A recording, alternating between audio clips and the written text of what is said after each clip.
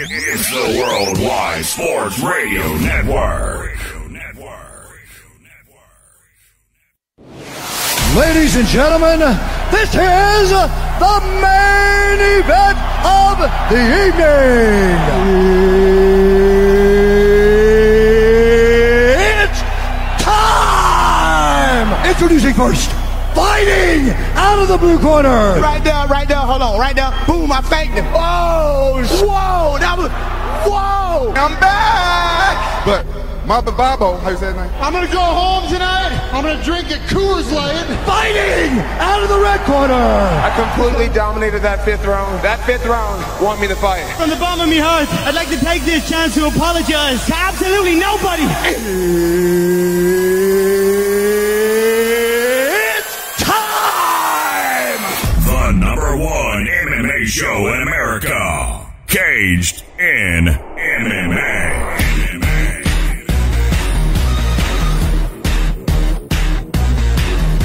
And we are back finally.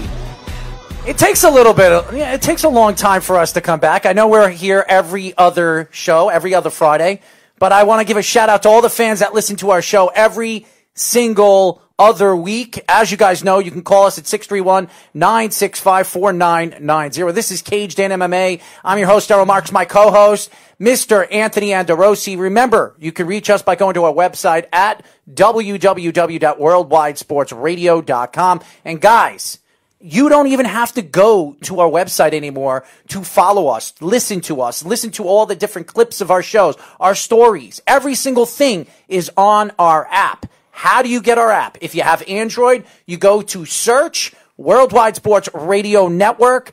You see our logo, download the app, or you can go to the iOS store, which is the Apple store, and all you have to do is go to www.srn. Again, it's www.srn. Well, we have a great show lined up for you guys today. We have a special guest at 7 o'clock, Dee Hamaguchi, who is an big boxing champion, lady champion, and MMA fighter, Judo fighter. So we're going to get her on the show at 7 o'clock. Shout out to Jillian and Ricky for reaching out to her and getting her on the show. So that's going to be fun, and I'm sure she's going to give us a lot that's going on, not only in the boxing world, but in the MMA world, because she's entwined in both of them. But first things first, how are you, Anthony? I'm good. How are you doing, buddy? Well, I know your back has been hurting you. That's an understatement, yeah. Well, my neck is hurting me. So, if we put both of our bodies together, we'd be about a 60, 65-year-old man. 85. 85. It's that bad? That's bad. Well, it's not as bad as the underwear that's creaking up my ass right now, but nevertheless. You don't like that? No, I do not. Really? No, I really don't. I don't. Musty? No, because it gets so Humid, hot in our chafing? studio. Well, I don't know. Little cornstarch? No. No cornstarch. Why would I put cornstarch in my butt? Baby powder, whatever. I don't use baby powder. My brother likes man powder. I'm sorry, man powder. Well, my brother likes to use baby powder. He for some reason every time he goes shopping to not Genevieve's, what do they call it now? CVS or Eckerd's. Remember that? Did you go Genevieve's? Remember Genevieve's? Oh my God, where was that? Right next to Crazy Eddie's? Long John Silver's. Oh my God.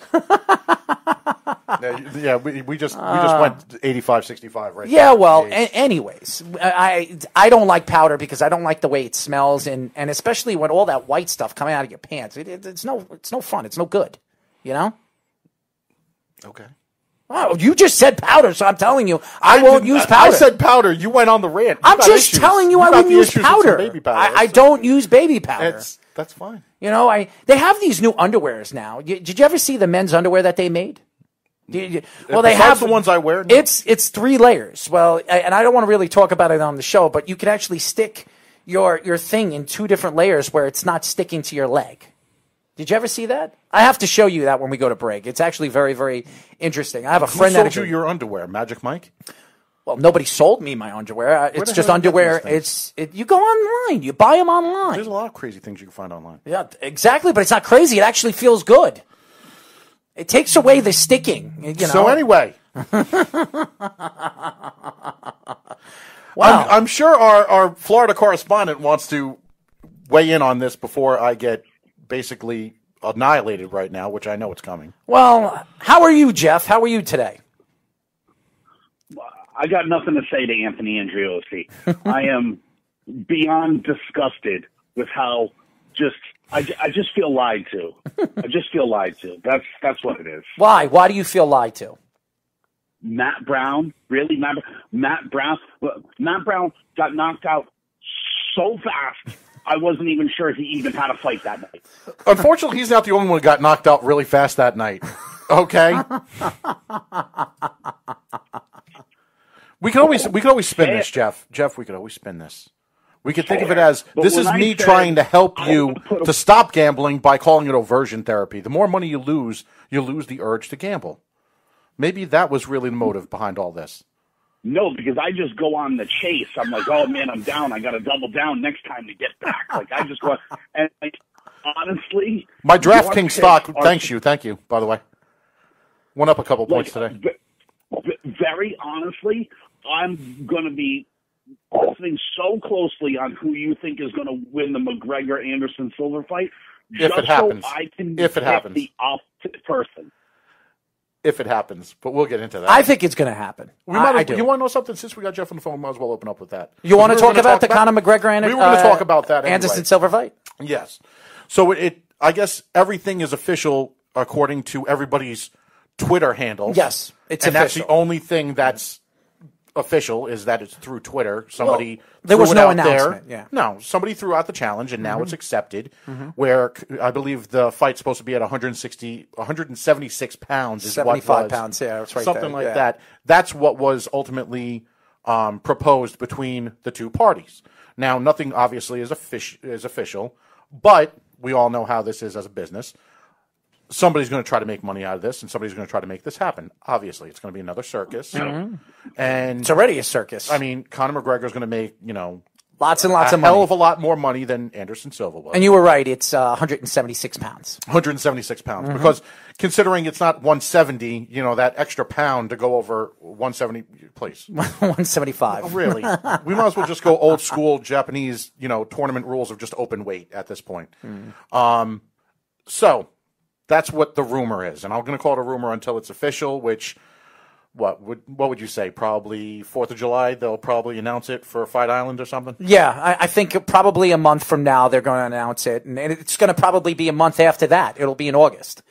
And here's the thing. It's probably going to be a situation where not just the Anderson Silva thing, but other people are going to try to weigh in on this, like the Masvidal or the Usman. We heard these names come up before this. But wouldn't that piss you off right now? If you were Usman or Masvidal right now, they're champions. I know Masvidal isn't a champion. That belt is ridiculous. I have a problem with the super fight format right now out of everything, just because I think it takes value. When you're dealing with these crossover weight classes and champions coming over from another and this guy coming over from there, you're devaluing the ranking system that you already have and devaluing the weight class.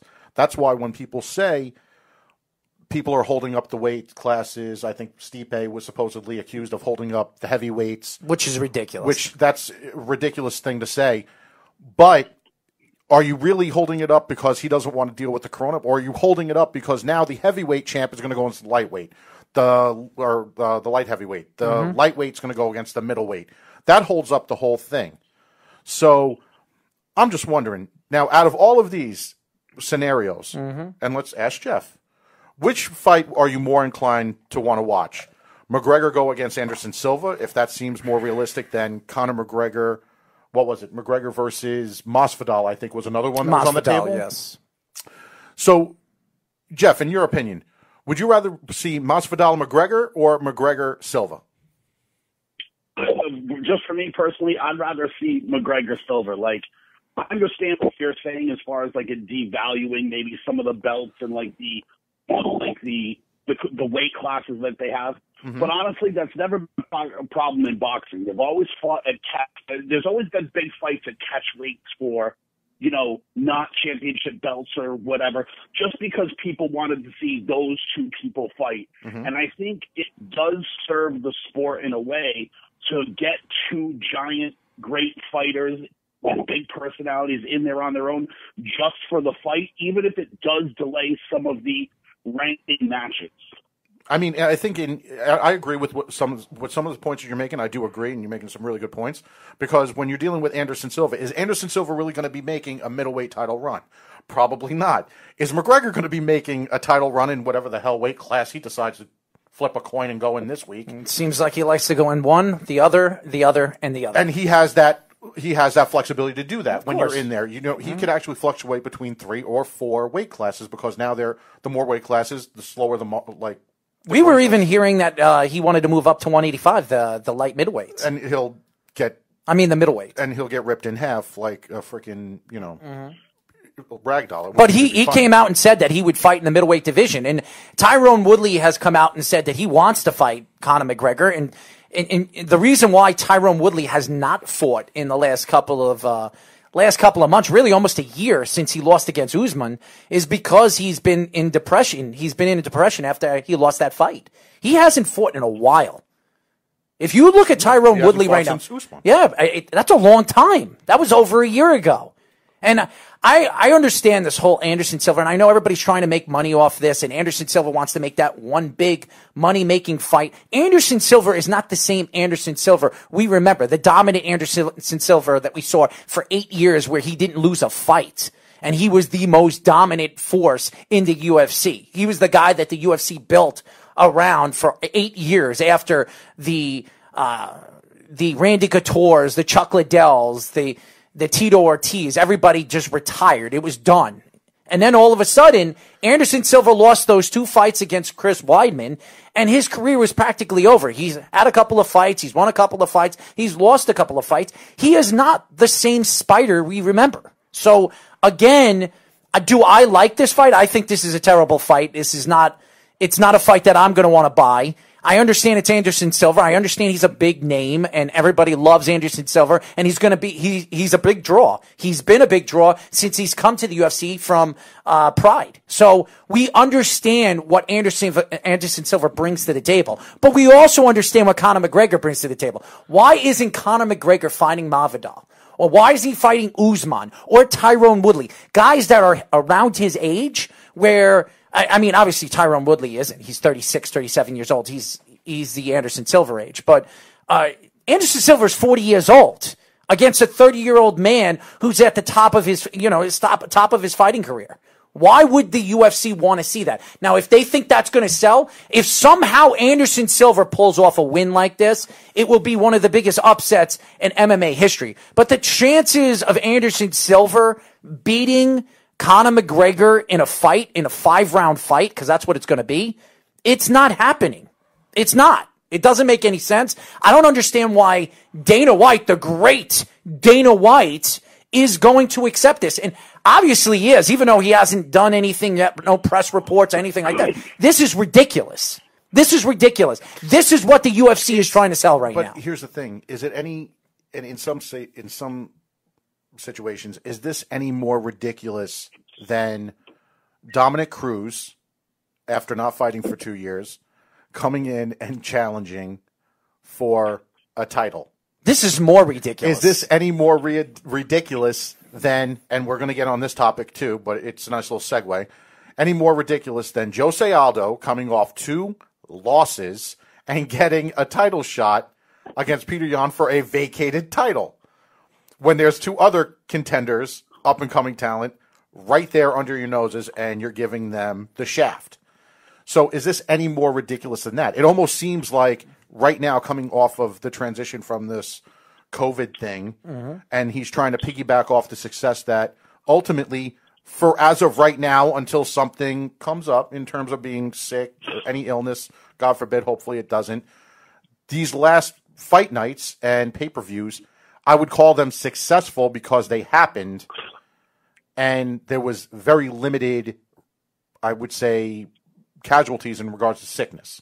So in that state, in returns, it was he's up in the ante is what he's doing. Mm-hmm. He came in kind of slow with some of these fights, and now he's trying to have the bigger draw, which he's going with the super fight thing.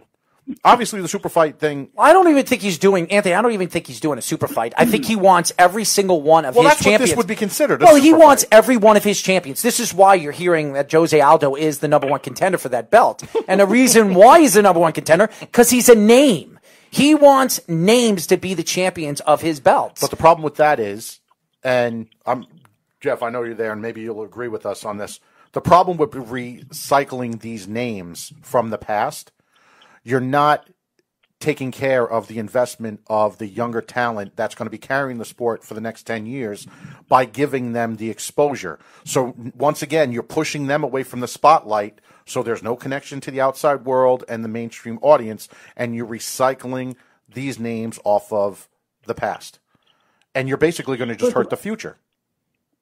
Listen, I understand that as well, right? But, like, it almost seems to, maybe I'm wrong in the way that I'm perceiving how this conversation is going, but You're never wrong, Jeff. Just error list. That's okay. No. We established this last week. Listen, buddy, you don't want to talk to anybody about being wrong. I've put in your picks. You have been way off. Wait until you hear this. I got some more for tomorrow for you. For you, just so you know. No, but, maybe I'm just kind of viewing it differently, but, like, I never had a problem with boxers fighting at catchweight. Like Manny Pacquiao was like the catchweight king and would fight anybody, and people liked it because they wanted to see those kinds of fights. I don't mind seeing those kinds of things if it's what people want to watch. Like, I think maybe you guys are just too much of the purist kind of way. Maybe not. I don't know. But you guys want to just keep advancing guys up the ladder, making it go up and down. Sometimes people just want to see fights just because it would be, how like everyone goes, oh, Roy Jones was the pound for pound king. Mm-hmm. Well, maybe if he had fought a couple of other guys out of his weight class and moved up or down, and sometimes people just want to see two individuals in different weight classes go after it.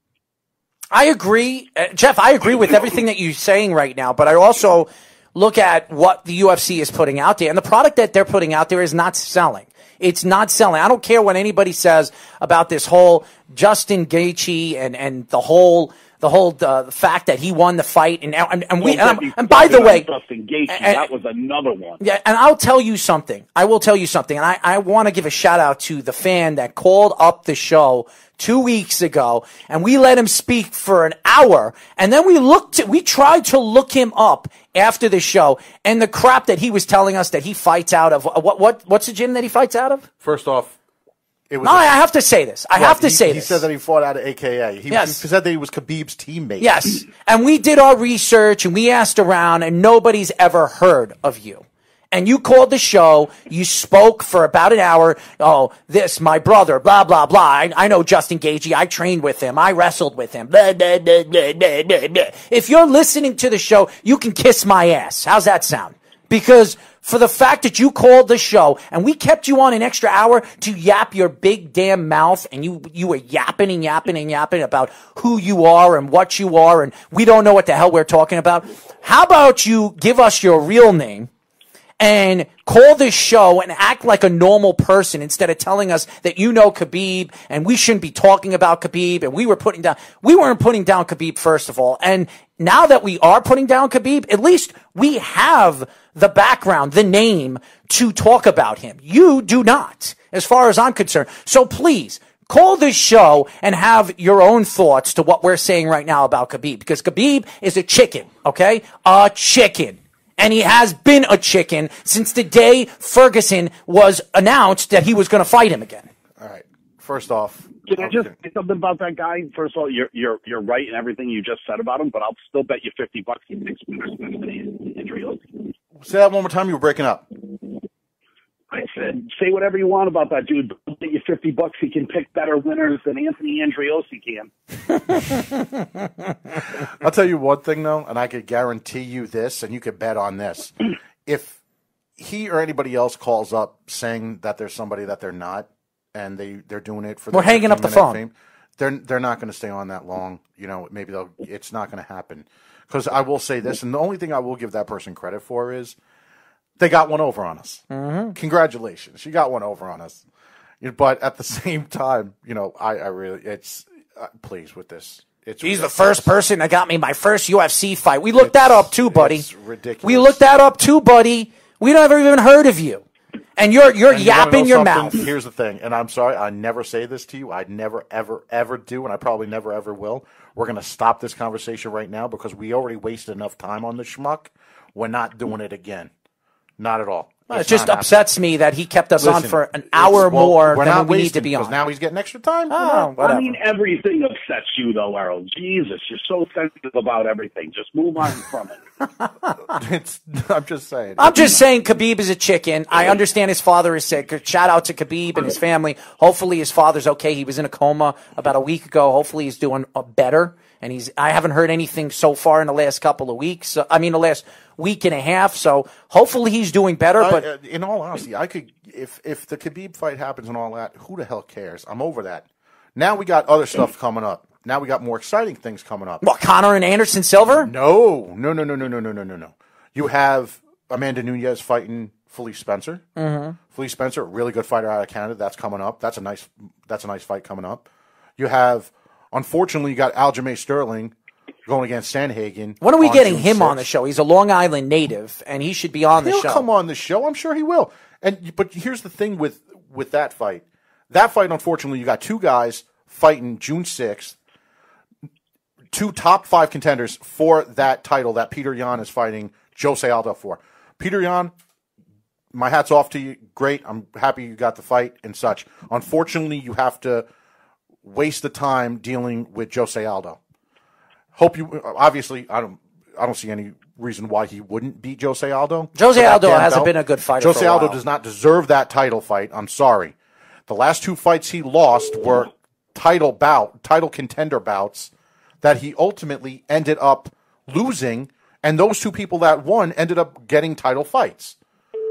What you're saying is I'm going to end up betting heavy on Jose Aldo because you don't think he can win.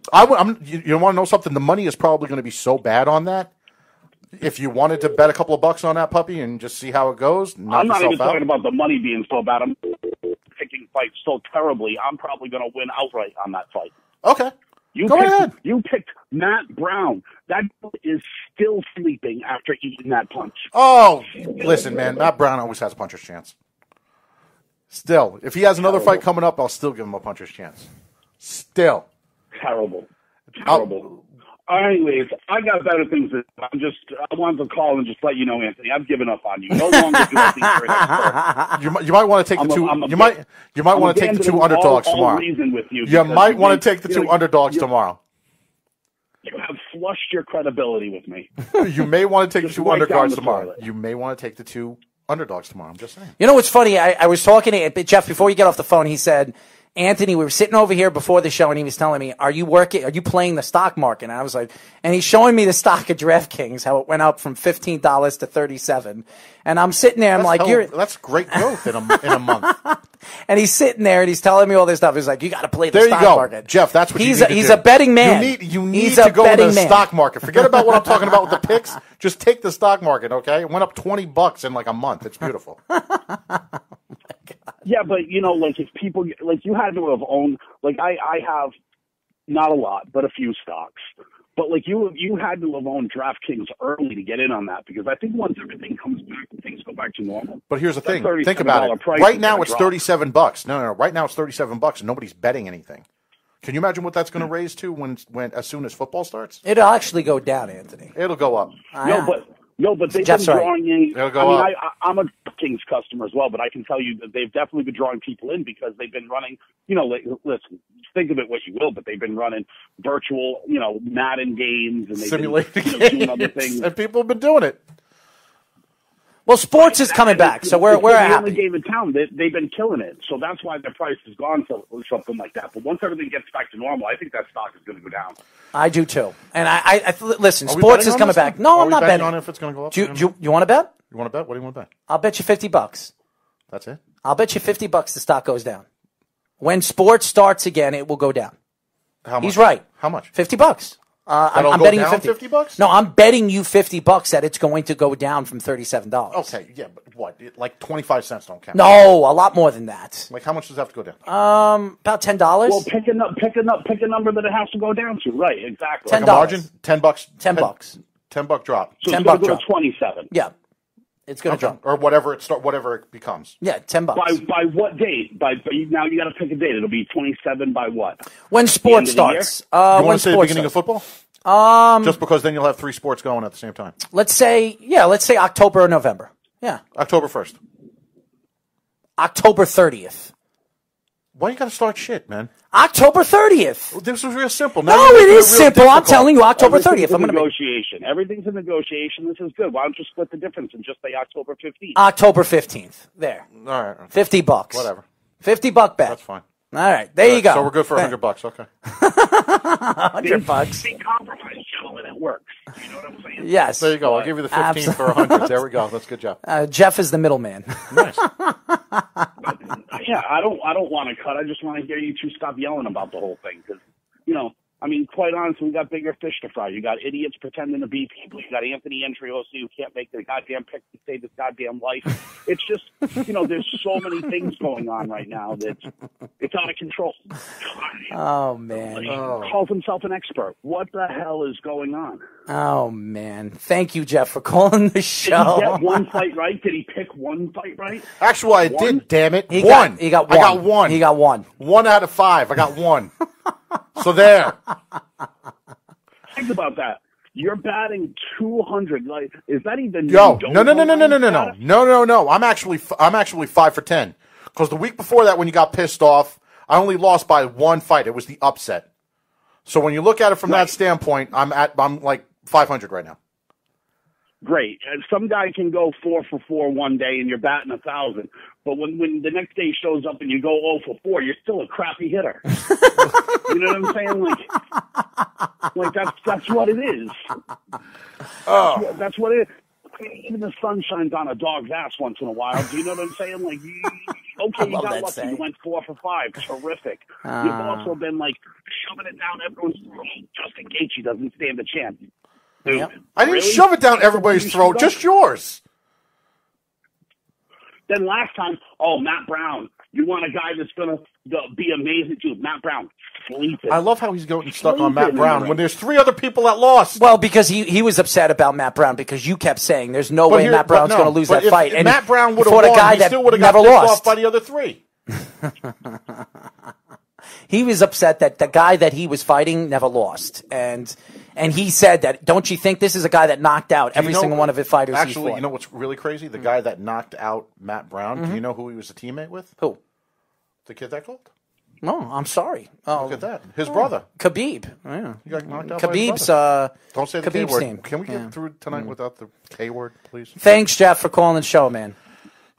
Guys, Errol, I hope you have a good weekend. Well, I'm not betting on his picks, so don't worry about that. Well, yeah, maybe I should start going off of your picks. You know what I'm saying? Maybe you're the expert here. We'll see. It's supposed to be to say that, like a piece of me died inside saying that, but maybe you are the expert. Well, maybe I am. We'll see. We'll see. Maybe I'll make the picks, but maybe we'll do the picks tonight. We'll do the picks tonight. We'll do the picks tonight, and we'll see who. And I'm sure that Jeff will call and aces. We'll see who aces it. How's that sound?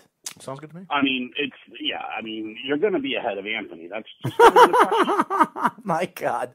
Jeff, thank you for calling, man. All right, boys.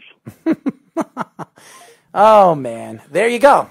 Jeff from Tampa. Before we go to break, because we're about to go to break, I do want to finish up this conversation because the whole Conor McGregor and Anderson Silva situation really, it did upset me. I sent you a text the other day. Did you hear about this? And you were like, oh, I can't wait to talk about this. To me, Anderson Silva is a washed up champion. He is. He's a washed up champion. He's one of the greatest. He's not a champion anymore. But I still think he's a champion because I've always looked up to Anderson Silva. Anderson Silva has been, to me, one of the top 3 UFC fighters of all time. He was that dominant. 8 years of dominance. I mean, how many guys could you say in the UFC dominated the UFC for 8 years? There's not many of them. I mean, Matt Hughes, GSP. I mean, there was not a lot of dominance from the UFC. I mean, a lot of these fighters go on. John Jones. Well, the other advantage that, and I mean, it's not an advantage. It just so happens just the way it went. Anderson Silva also came from a successful career from Pride, so he carried it over. Now you don't see a lot of carryovers because PFL is doing really well. Nobody's leaving that chance for $1 million paycheck. It's not happening. Bellator, they don't have the pay-per-view money. unless people are going from UFC to Bellator. You don't see a lot of people going from Bellator to UFC. If anything, there's usually a one-way only street on that one. That is, hopefully it works out without doing pay-per-views, which I don't understand that concept at all. They enjoy free TV a lot. So, I mean, Anderson Silva, you have to remember, Anderson Silva, until Weidman beat him, the only loss he had was the very unusual flying knee bar or flying heel hook by Ron Chonin. And that was probably another 2 years even before he made his debut in the UFC. UFC, yeah, in Pride. And that was, and when you look at fighters like Anderson Silva, and that came Anderson from Pride. Silva, but here's the thing. Anderson Silva came over to UFC. It wasn't one of the contracts that UFC bought from the acquisition of Pride. He came over, his contract was up, and he came over. So that meant that Pride was still going on when he was there. So the fact that the 2 years, so now we're looking at a decade. Not necessarily 8 years, but you're looking at more closer to a decade. Well, he was the most dominant fighter. He's one of the top 3 UFC fighters of all time. And I don't care what anybody says, he was. And he's a great champion. In my eyes, he's still champion in my eyes. Because when you look at him, he was the Michael Jordan of the UFC. That's the guy. Him or Coleman, I mean, those are the guys that I would say they were the Michael Jordan of the mixed martial arts world, the UFC. That's how dominant Anderson Silva was in the UFC. He didn't lose a fight in almost 9 years. It was incredible. And to his credit, the talent was a lot deeper. The talent, much better. The much talent better. pools back then were so much deeper. Look at him, how many people Rich he beat. Franklin 2 times. I mean, he made his. I mean, with all respect to Rich, he is a Hall of Famer. I'm surprised the guy's nose is anywhere even close to the center of his face. It was detached after the fight. You remember how bad that was? Yes, that it was insane. Bad. Yeah. It was a right angle, for crying out loud. When both your nostrils are making a left turn, we got an issue. That's what Jeff wants to do to you from all the picks that you had last week. Hey, it happens. Can't please everybody. Well, you could please one person. She's at home. So don't get my wife involved in this, man. This is a family show. Anyway, what the hell did I say? I lost him. You're a schmuck, man. No, if you remember, he had his UFC debut on a UFC fight night on Spike he knocked out Lieben. I remember that, Chris Lieben, yeah. No, and then from Lieben, I think he went right up the ranks to Franklin. It didn't take that long. Then he was dealing with Franklin. He went through everybody. Who the hell didn't he go through? He fought everybody. Then he was going against what? Forrest Griffin. The only thing that came close that one time, if you remember, was the fight that he had with Chael Sonnen. Yes, because he was on steroids. Who, Chael Sonnen? Chael Sonnen got caught with steroids after the fight, yes. No. I'm not talking about that one. I'm talking about, because he fought him twice. Yes. I'm talking about the one where Sonnen was beating him. And then that was the steroids. 5 seconds left. That was the steroid, and he got tapped out. Man, everybody's on steroids. And he got tapped away. Everybody's on steroids. No, but I'm saying he got caught with steroids. On steroids. I don't know about that. Look how skinny he is. Hey, he's using cutting agents. He's very lean. He's going for the 6-pack. Are we talking about the same Speedy? Yeah. The producer, Speedy Petey, him? Of course. You're out of your mind if you think he took any kind of steroid. Yo, he's very vascular. Oh, anyway, he's vascular, all right. But if you, it's 100 pounds soaking wet. And if he didn't get the freaking triangle on in the last 5 seconds, you would have had a new champion right there. To me, Chael Sonnen was on steroids, and Anderson Silva, and it did come out after that fight. And I remember Anderson Silva tapped him out with the last, I think it was like 9 seconds. Like 9-5. Yes. The triangle. Yes. He just got him. And he tapped him out. And Chael Sonnen would have won that fight. He absolutely would have won that fight. He won all the rounds. Yep. And then it came out he was taking something. And he got suspended for almost 9 months, 10 months after that. And then Anderson Silva, after that fight, Anderson Silva's career started to tip. And after that fight, because then people started to believe they could beat him. He wasn't unstoppable. He wasn't immortal. And not only that, like everybody thought he was going to be. At the same time, he was getting very comfortable because it's even as a champion at some point, and I think at one point John Jones was at that level. Yes. Who else do I have to beat? It's what are we doing here? Should I retire? This, that. It changes psychologically. It just changes everything. So it kills your work ethic and everything. Especially with that Chael Sonnen fight, if anybody ever is interested to see exactly what the hell we're talking about, I believe the documentary is called Like Water. It's actually specifically about McGregor. I'm not McGregor, listen to me. Anderson Silva. Anderson Silva, yes. And specifically about Anderson Silva going from pissing off Dana White, running around a ring, basically upsetting and embarrassing himself going into that fight where he won with 9 seconds left. It was a very good documentary. Yeah, there was also a documentary of Tito Ortiz wanting to fight Dana White, and Dana White saying, "Oh, the bad blood." Oh, yeah, the bad blood. Yeah, which was ridiculous. That was part of the contract negotiation, and then Dana, he backed out. He backed out. Who backed out? Oh, of course, Dana White backed out. No. Dana White backed out. Tito Ortiz publicized it so much that it was a sparring session that never happened. That's what it was. It was a sparring session. Dana White is the biggest. Oh, we're not doing that now. A-hole. No. We got stuff. Yeah. We got stuff. He's the biggest a-hole that wants to be the center of attention with everything that he does, not only in mixed martial arts in the UFC, but everything else he puts his hands on. It's always been like that. It annoys the hell out of me. It really does. Not doing that one. Maybe, not doing this. Maybe Ariel Helwani could sit on his lap and ask him what he wants for Christmas. See, you know what's funny? Okay, you have to go that route. I'm trying to calm you down from the Dana White. But it's true. And then it's true. You have to throw the guy I hate the most in there to try to egg me in there. Well, maybe he's sitting on Dana White's lap asking him for Christmas presents because that's what he gets. He gets everything he wants, Ariel Helwani. So how about that? To me, the product that he is putting out here is garbage. Anderson Silva versus Conor McGregor, with all the fighters that you have right now, all the good young fighters that you have, that you believe you have, by the way. You believe you have great young fighters. There's good fights tomorrow. Who? There's a couple of nice fights tomorrow. Who? What, Mackenzie Dern and Hannah Cipher? Oh, that's a good fight. Great fight. It's a good fight. I bet you that's a knockout in the first round. By who? I don't know. I'll tell you when we do our picks after the show. Teaser. Everybody teaser. Yes. The suspense. Before the show is over. Yes. Mr. What are you? Mr. Gratuitous? What was it? Yeah, that's what I am. Errol Gratuitous Marks. Is that what you were last week? Give me the gratuity. Yeah. I need the gratuity. That's what it was. That's what I'm getting $50 for. No, gratitude. I am gratitude. Mr. That's Gratitude. What it was. Yes, I'm Mr. Gratitude. Mr. Gratitude. Yes. If everybody wants it, you come to Team Gratitude. That's what it is. No, everybody could come to Team Panda, if everybody remembers. It's not Team Panda. It's Team Panda. No, that wasn't what you called yourself. That's not what you called yourself. I said that the panda was my power animal. That was the difference. Well, I think people should join Mr. Gratitude because the gratitude that you're going to get for joining my team will always be better than joining a furry little animal. Unfortunately. Well, a furry animal. Furry little animal. What the hell? What the hell National Geographic you've been looking at? I don't know. Pandas aren't that big, by the way. They really are not. From all the bears, you think pandas are big?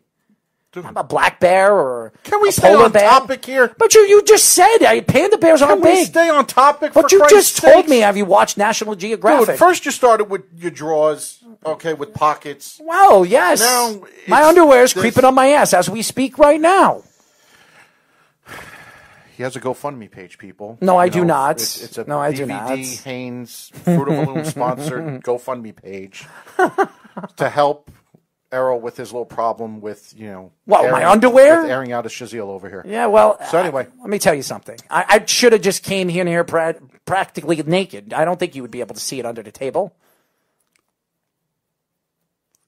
On that note, ladies and gentlemen, when we come back, we'll get more into Saturday's fights. We will get into some of the upcoming fights that are going to be talked about in the next couple of weeks. Dana White, Ariel Helwani, and much, much more. Remember, you can call us at 631-965-4990. At the 7 p.m. mark, we're going to have Dee Hamaguchi, who is an ex-boxer, professional boxer, and she now is training for MMA, 50 years old, here on the best MMA show in America, Caged in MMA, with Anthony Anderosi and Mr. Errol Marks. Mr. Gratitude, by the way. It's the Worldwide Sports Radio Network. Ladies and gentlemen, this is the main event of the evening. It's time! Introducing first, Fighting out of the blue corner. Right there, hold on, right there. Boom, I faked him. Oh, whoa, that was, whoa. I'm back. But Mama Babo, how you say his name? I'm going to go home tonight. I'm going to drink a Coors Light. Fighting out of the red corner. I completely dominated that fifth round. That fifth round want me to fight. From the bottom of my heart, I'd like to take this chance to apologize to absolutely nobody. It's time. The #1 MMA show in America. Caged in MMA. And we are back. As you guys know, we are live every other Friday. This is Caged in MMA. I'm your host, Errol Marks. My co-host, Mr. Anthony Andorosi. And as you know, you can call the show at 631-965-4990. Before we get into some of the topics that we're going to get into, and we are going to have our special guest in about 10 minutes, Dee Hamaguchi, who's going to be joining us all the way from California. Before we do that, I want everybody to hear what Dana White has to say about Khabib and Justin Gaethje and when they're expected to fight this coming year. Khabib versus Justin in the summer on Fight Island. Any fights involving fighters who live outside of the United States are expected to take place on Fight Island. Vicente Luque, fresh off his victory over Nico Price, would like to take on Jeff Neal next. Luque is ranked number 13, but Neal's ranked number 11, so he's looking to break into the top 10 by taking on someone ranked above him. He's won 7 in a row, most recently versus Mike Perry in December. Before that, he beat Nico Price and Bilal Muhammad. Sarah Morris is the biggest underdog on the card on Wednesday versus Sajara Eubanks. She's a 3-1 underdog. Other than that, the lines are fairly even. By the way, this is UFC and MMA news for you guys. Out of everyone taking the virus test, it was the commentator, Brendan Fitzgerald, who might have taken it the best.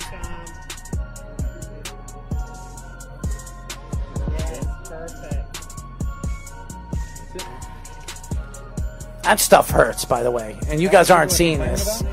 That stuff hurts. Sheesh. You can tell him I said it. So easy. All right.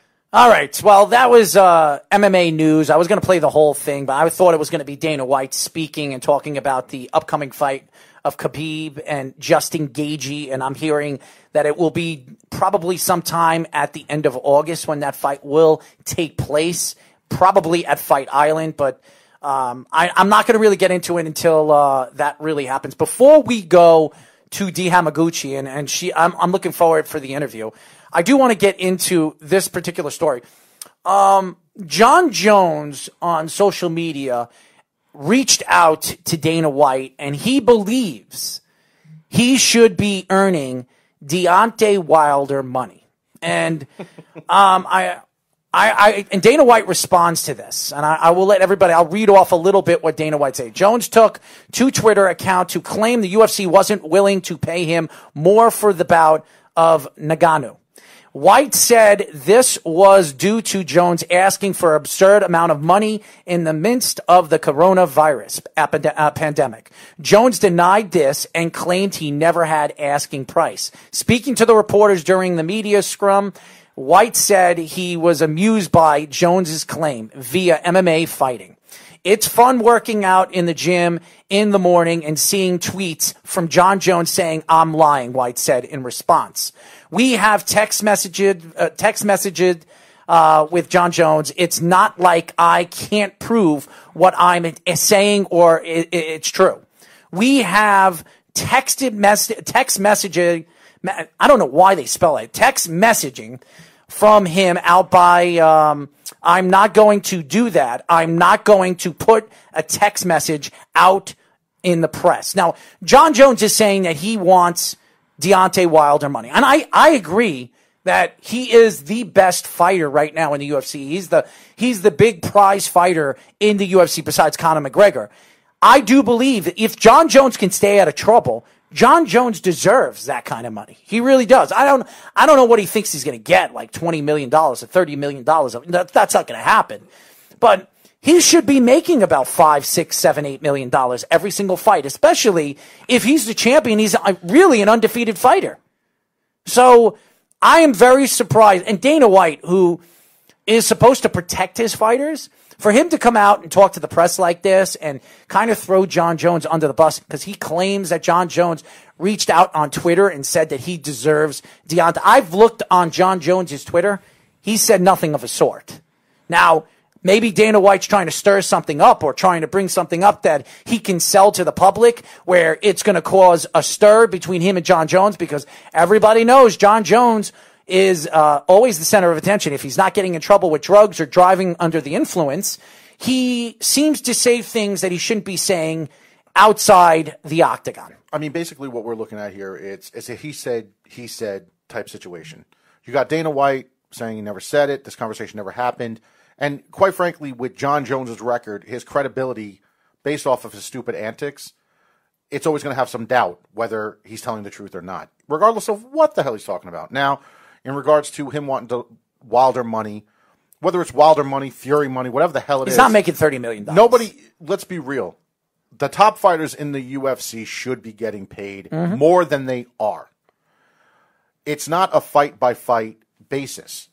Like in most cases with boxing, sometimes there's a fight-by-fight. We signed to fight for this amount.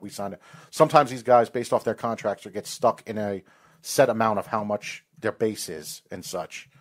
I guarantee you that John Jones, if he didn't have some of these antics, him being more commercially viable without all these antics would probably give him more of a negotiating state like campaign to get more money. Anthony, doesn't it bother you that this is your best fighter? This is the guy, the prize fighter that you have. He's been the most dominant fighter really since Anderson Silva. If you really want to compare his skill to the dominance that John Jones has really competed with, the guy is undefeated. The one fight that he lost, he was disqualified. He is undefeated. Right. Now, this guy's net worth, I'm looking up his net worth right now. He's only worth $10 million. This is the greatest fighter in UFC history, some people say. And he's only worth $10 million to Conor McGregor, who's worth over $100 and some odd million. Now, yes, he fought Floyd Mayweather, and that's where he made his tons and tons of money. But if McGregor, you look, McGregor probably brings in $4 million a fight. McGregor brings in more money. He brings in more of a gate. He brings in more ticket sales. He brings in more pay-per-view buys. He brings in more.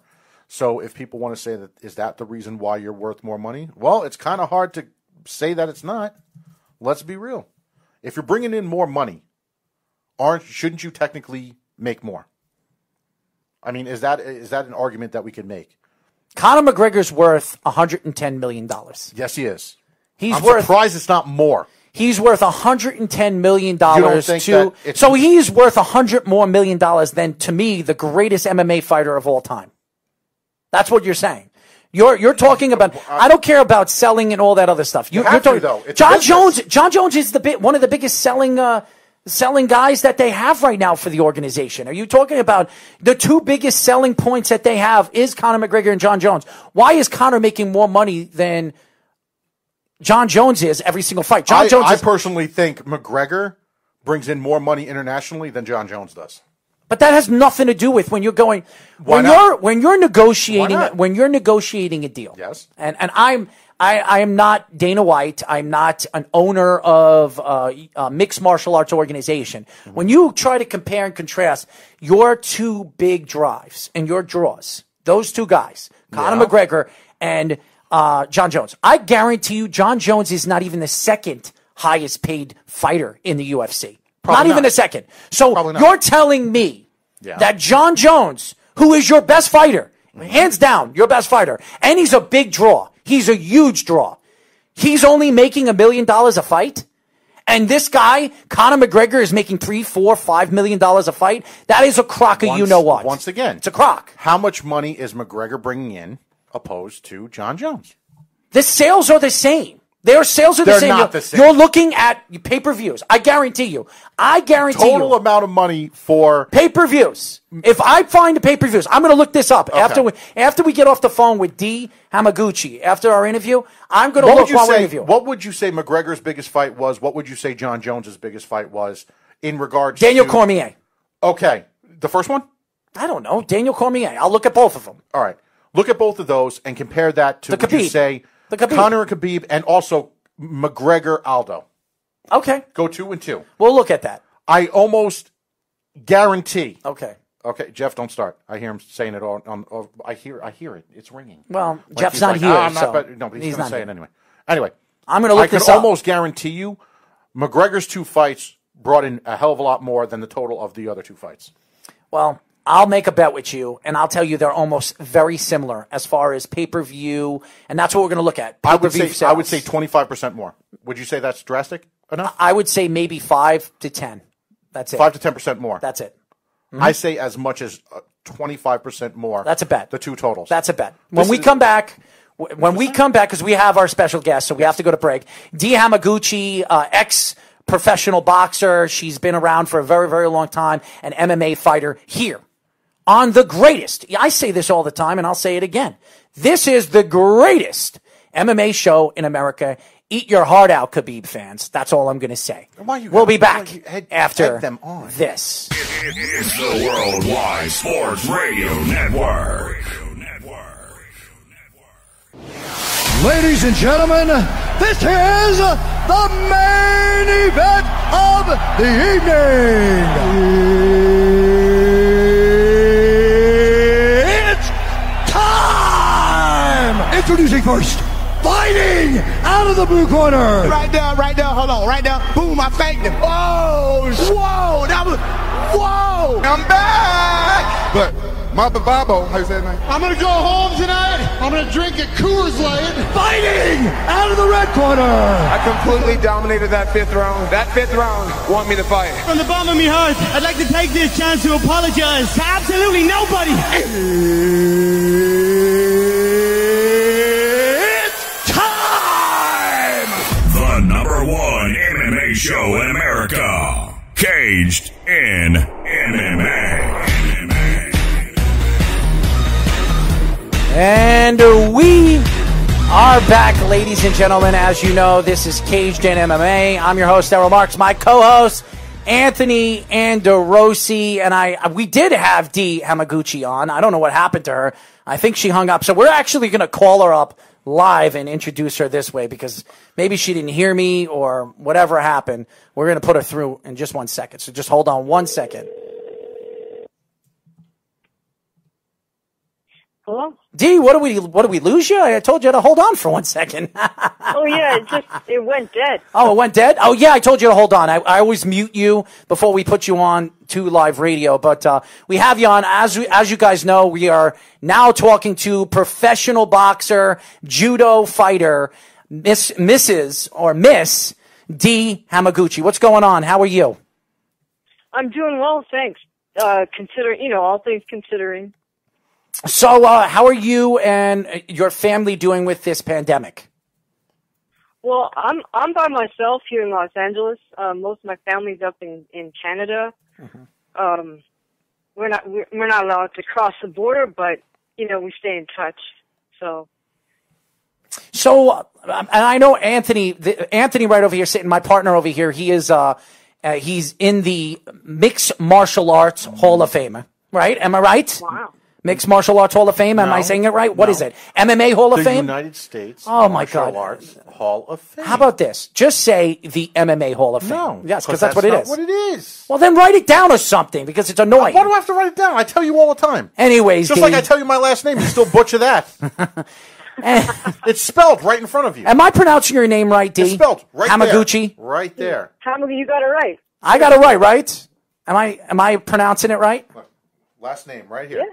Last name. See, this guy, my partner over here. You made this. This guy over here, he always complains that I pronounce his name completely wrong. But the truth is, it's the American way. You're telling me it is the American way. Wait a second.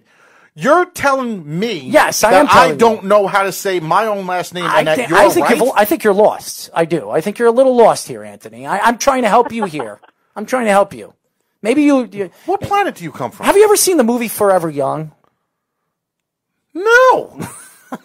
Well, I'll have to tell you off air because we have a special guest. Is that like a notebook thing? No. That's like a notebook thing, isn't it? No. Mel Gibson. They put him to sleep. Movie. No. Mel Gibson. No. They put him to sleep. No. Dee, have you ever seen Forever Young? I don't think I have. Well, Thank you. I'm going to help you out. That's a good movie. You check it out. Thank you. Okay, I will. Straight to video. Hello. Anyways, Dee, you're in your 50s right now, and you had 3 fights. You were just telling me during the break that you had 3 fights last year, and you had an upcoming fight coming up. In the next, I think in next month or the month after that. Why don't you tell the fans a little bit about yourself and your growth as a boxer, being that you're in your 50s right now and growing as a mixed martial artist boxer? Well, the story starts back in the 90s in New York, and I had moved to Harlem. I was still doing judo and kind of getting my foot in the door with a little karate, Shotokan, Goju, and I got intrigued because I went to a karate tournament actually out on Long Island. Who was it, Lee, Ireland? Mm-hmm. We're based out of Long Island. So I'm loving you already, Dee. I'm loving you already. And I watched the tournament and I thought, gee, I don't think I can get with that because it was pretty much no contact, right? Mm-hmm. And I was like, I don't know if I don't know if that's for me. And I thought about it for a bit, and then I was able to talk to a few of my friends who were martial artists that also did some boxing. So one day I just thought, let me ask them if they think I could box. And to me, it was a crazy idea, and I was fully ready for them to say, what are you kidding me? Are you nuts? No, don't box. But I asked the question, and I got completely the opposite response. They're like, yeah, you could box. Go to, and they sent me to Connie Bryant's gym on 125th and 5th. Connie Bryant was Iran Barkley's trainer. Mm-hmm. So that's in a small little stinky little gym, and that's where I started. I looked out and I met Saul Mambi. I don't know if you remember him, the late Saul Mambi. Sal Mambi, former world, he was world champion. Anyways, he met me at that gym. He said, "Hey, you should go to Gleason's gym, and because there'll probably be, maybe a couple women there, what have you. I mean, women's boxing was definitely not a thing yet, right? Right. So, did we lose you, Dee? Did we lose her? We lost her again. Errol, what's up with your phone, man? It has nothing to do with my phone. It's your phone. Why is it my phone? Why is always my phone? Because it's your she's phone. Based out of California, and first they have of all, phones in California. Well, so you're going to blame me for losing? They have her? phones in California. You're a pain in You my obviously ass. don't have service. You're a pain in my ass. What are you talking about? You want to use your phone? No. You think your phone's better? No. All right. I didn't say that. I just said your phone sucks. My phone is fine. My phone. That's the second time you dropped her. Well, we lost her. You dropped her. You cut off our guest the second time. I didn't cut off anybody. Second time. D, go on. I'm sorry, D. Go right ahead. hold on, you cut out there. I didn't hear you. We're sorry. Go ahead. Keep going on with your story. Hello? I'm sorry. Yes, do you hear me? D, you hear me? Hello? Hello? D? Hello? Hello? Yes. Yes. Okay. Yes. We back? Yes, we're back. Yes. So go ahead. Go. Can you hear me? Yes, we hear you fine. Go back to your story. Okay, so in any case, back in 1993, I saw this little notice ripped out of the Daily News, stuck on the wall in Connie's gym, and it was the entry form for the Golden Gloves. So I'm looking at it, and then I asked one of the trainers, "Hey, can I enter that?" And he's like, "Oh, no. There's no woman in that." And I was like, and I thought to myself, well, it's an amateur tournament, so they're not supposed to discriminate, right? Mm-hmm. Like, I'm just saying this to myself. And I figured, I'm just going to enter. I just put my first initial, Mm-hmm. so I don't know I'm a girl, right? And just send it in, see what happens. Then lo and behold, they send me back all this medical forms to fill out and whatnot. And I was like, oh, okay, well, I'll send all this back, And long story short, unfortunately, that was a year there was a crazy snowstorm and there was a big mail delay. So I never got my notification to show up for the medical exam. I didn't get that in time, so I missed it. And then when I called them up to try to reschedule or something, then obviously they knew I was female, and they were kind of like, oh, sorry, you missed the last one. So I was kind of out of luck for that year. But over the summer, I was able to meet with an attorney from the ACLU, and she went ahead and made phone calls, wrote some letters, and you know, we never really pursued a lawsuit or anything like that. But I think it was just her making phone calls and whatnot.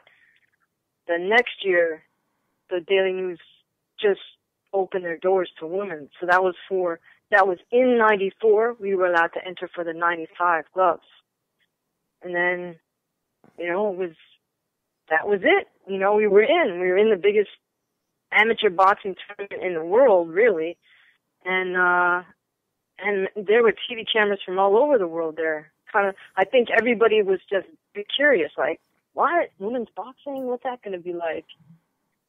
And, you know, from there, the sport just grew. Well, the sport is a sport, but, I mean, women's participation grew, you know, in the Olympic Games. Right.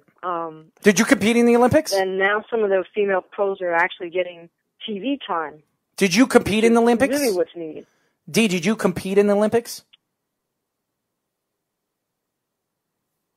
Dee, did you compete in the Olympics? Do you hear me? Yeah, now I can. Okay. Did you compete in the Olympics?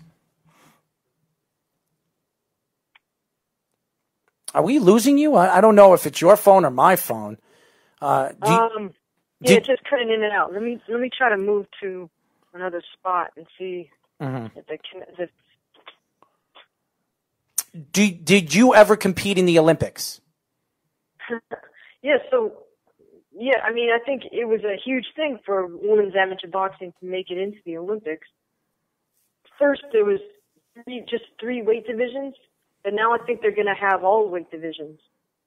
So that's huge, because it gives young girls and young women a reason to train their rear end off, right? Mm-hmm.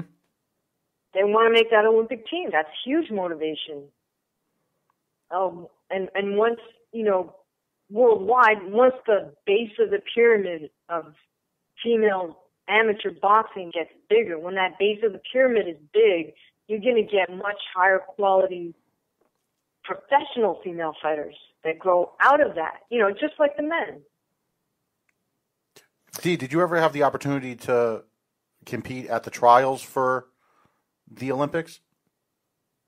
Well, it wasn't an Olympic sport when I was participating. You know, so there was maybe nationals, and then for women who made a national team, sometimes there was like dual tournaments versus another country, that type of thing. We are talking to professional boxer Dee Hamaguchi. She's based out of California. She's a judo fighter, and she's also a professional boxer. She had an upcoming fight, but because of this pandemic, it was canceled. Dee, the growth of women's boxing, and really boxing, I've seen a couple of your pictures on Instagram, and you've taken a couple of pictures with very famous trainers and boxers.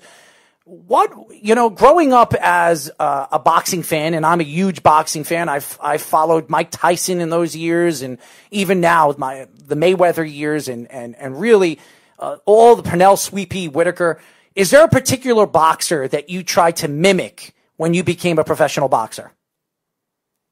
Oh, you know, I never felt I was trying to mimic the fighters, but the first few fighters I really paid attention to were Muhammad Ali and Joe Louis and Sugar Ray Robinson.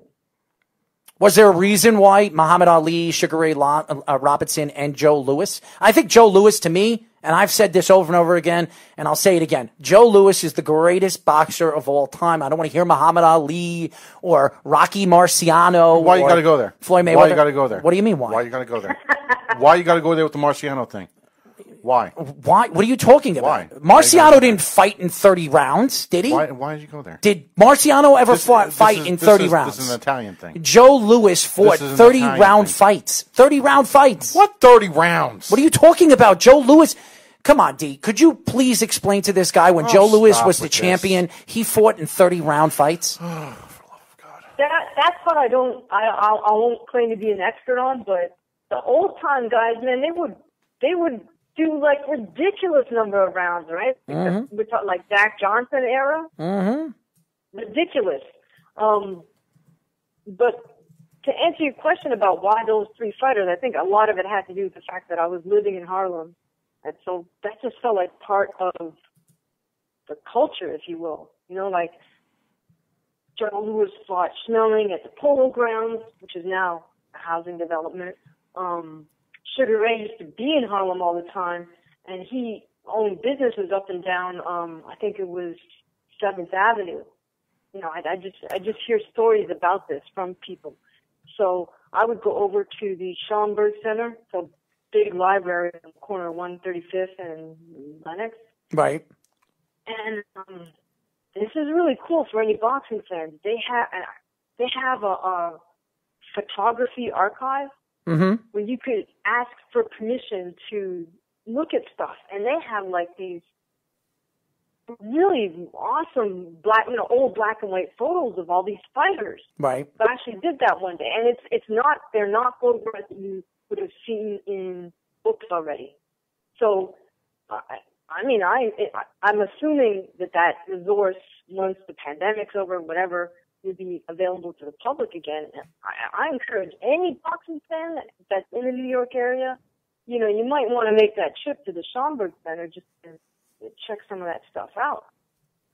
And then I also read Thomas Hauser's book on Ali and thought that was really intriguing because it gave kind of an inside look to the human aspect of who he was. As you guys know, we are talking to professional boxer. How old are you, D? You're 55 years old, right? Yeah. 55-year-old champion and boxer Dee Hamaguchi. Now, D, MMA has really exploded in the last 10 years. And the growth of mixed martial arts, the UFC, Bellator, all these different organizations that we've seen over the last couple of years.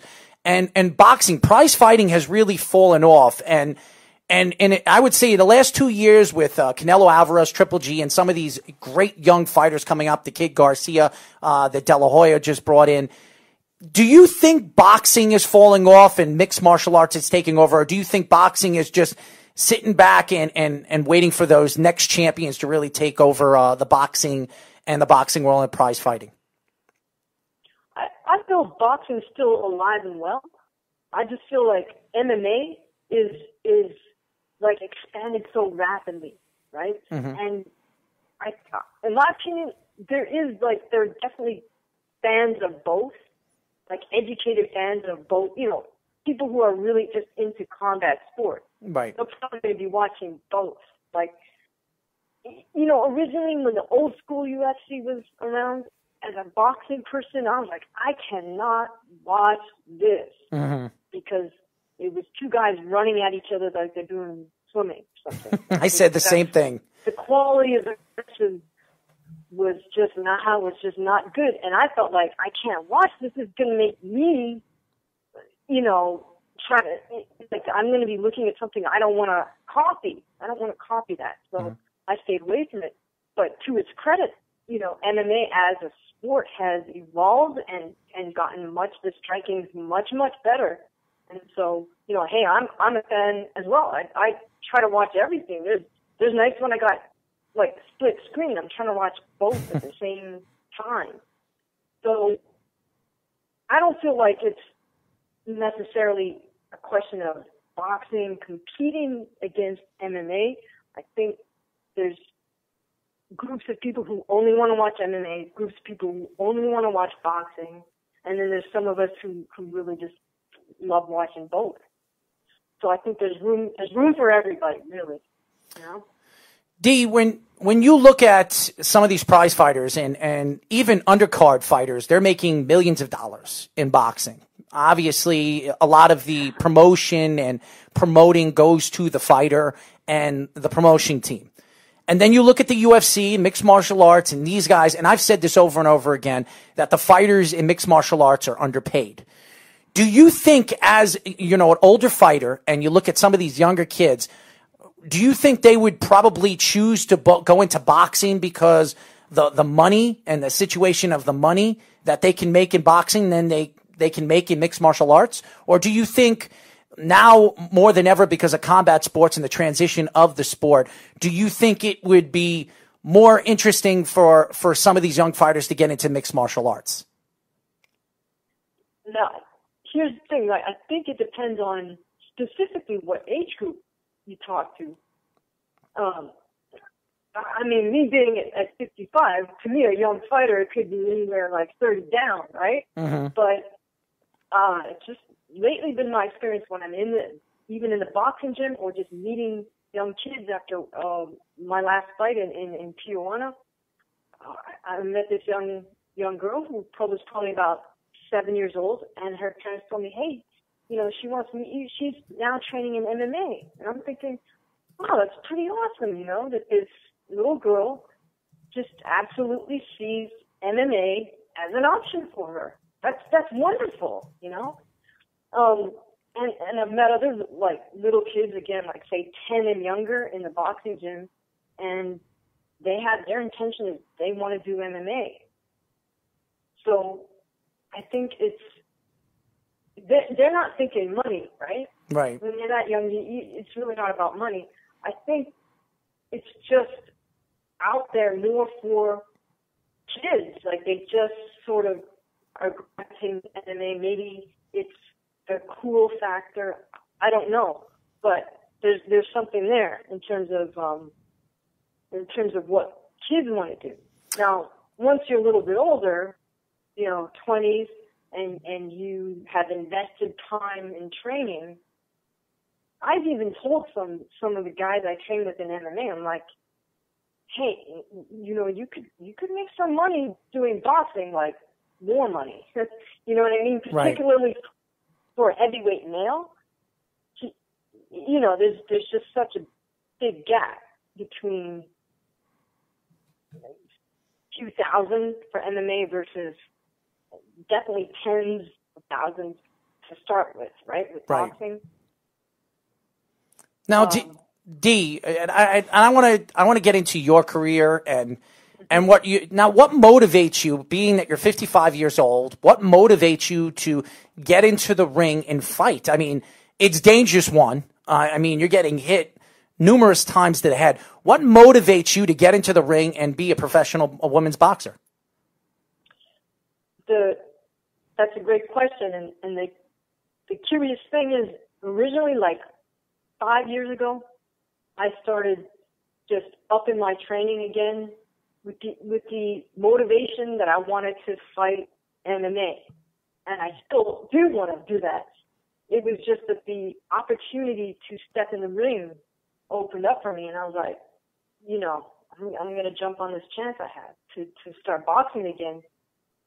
And that's also because for MMA, I got to jump right to pro if I want to do MMA. I don't get to go through the amateur ranks. So I figured, I've been out of combat sport for a minute, doing a few pro fights, if nothing else, would just get me back in the mindset of what it's like to throw down against somebody with that intention. Because that's, as you know, it's completely different from even the toughest sparring sessions you had in the gym. So now, D, you said ultimately you're still thinking about the goal is still to make the transition in MMA from pro boxing, correct? So you're out in California right now, your fight got scratched and such. Are you still waiting for that one more boxing opponent before you transition your training completely into more of an MMA camp? Or with this scratch, the longer it goes before you could get the next bout with this pandemic going on, do you see yourself closer and closer to making that transition to start the training into MMA? Oh, absolutely. I feel like you said, especially with we're halfway through the year now, right? Right. I've been working at judo. Judo was always there. Like, judo's already in me. You know what I mean? So when I decided I'm going to train MMA, it just became a shift to no gi and grappling, jiu-jitsu style, learning a few more submissions and whatnot. Who have you looked at in regards to handling your training out there in California to make this transition? Oh, I've been training at Hyasan MMA, and the head instructor there, his name is Boxer Dee Hamaguchi. Okay. I'm not sure if you guys have heard of him. No, Gokor, yes. No, Gokor's been around for a long time. He's got a background with Sambo and such, not just jiu-jitsu, but a lot of different styles. Real leg lock master himself. But he is part of that that whole training tree where you see Ronda Rousey's trainer and such. He's been around for a very, very, very long time. A lot of times people won't understand because back then you didn't have the mainstream opponents. So a lot of the trainers back then, just like the Lloyd Irvings and stuff, everybody had a fight career. But because a lot of these things weren't sanctioned, I don't like using the term underground. It just wasn't sanctioned. Mm-hmm. Nobody cared. The states didn't care about taxing anything and getting their hands in anything. So it was considered illegal underground. It's got this bad little stigma and such. It's just more or less things weren't sanctioned. Everybody had a career that just probably was not exposed to the forefront in regards to mainstream, and it wasn't televised or anything. A lot of it was tape training back then. No different than when you hear about pro wrestling back in the day. It was a lot of tape trading. It was the same thing with MMA. So Gokor, Rickson Gracie, all of these guys that were doing this stuff, they had a very big career internationally, but it just wasn't mainstream. So no, Gokor is an old school guy. He's got an old school teaching mentality where it's a lot of people say, oh, it's about passion and this, and everybody wants to start levitating and getting into the spiritual, this, that. No, with Gokor, it's work. If you're not working, don't show up. You're not allowed to have a bad day. If you have a bad day, you're going to get your ass beat, and you just keep on going. Am I pretty much correct? Right. You're absolutely right. I mean, because I've been doing the MMA sparring there for the past 5 years and going to his grappling classes as well. He's trial by fire. He just throws you in there. I dialed it back a little bit, but I've still been taking Benny the Jet's kickboxing class at least once a week. And but jumping back to Gokor, the thing I really love about taking his classes is I feel like because I have a judo background, and he's also a judo master. Yes. I feel like it's like we speak the same language, so I can understand him really well when he teaches, even though I'm never going to be a leg lock person, but I can really appreciate how he explains the technique and breaks it down and then shows you where you can go from that one move. You can branch off into these other moves, or here's the defensive move, here's the counter, and here's how you counter the counter. It's I don't know.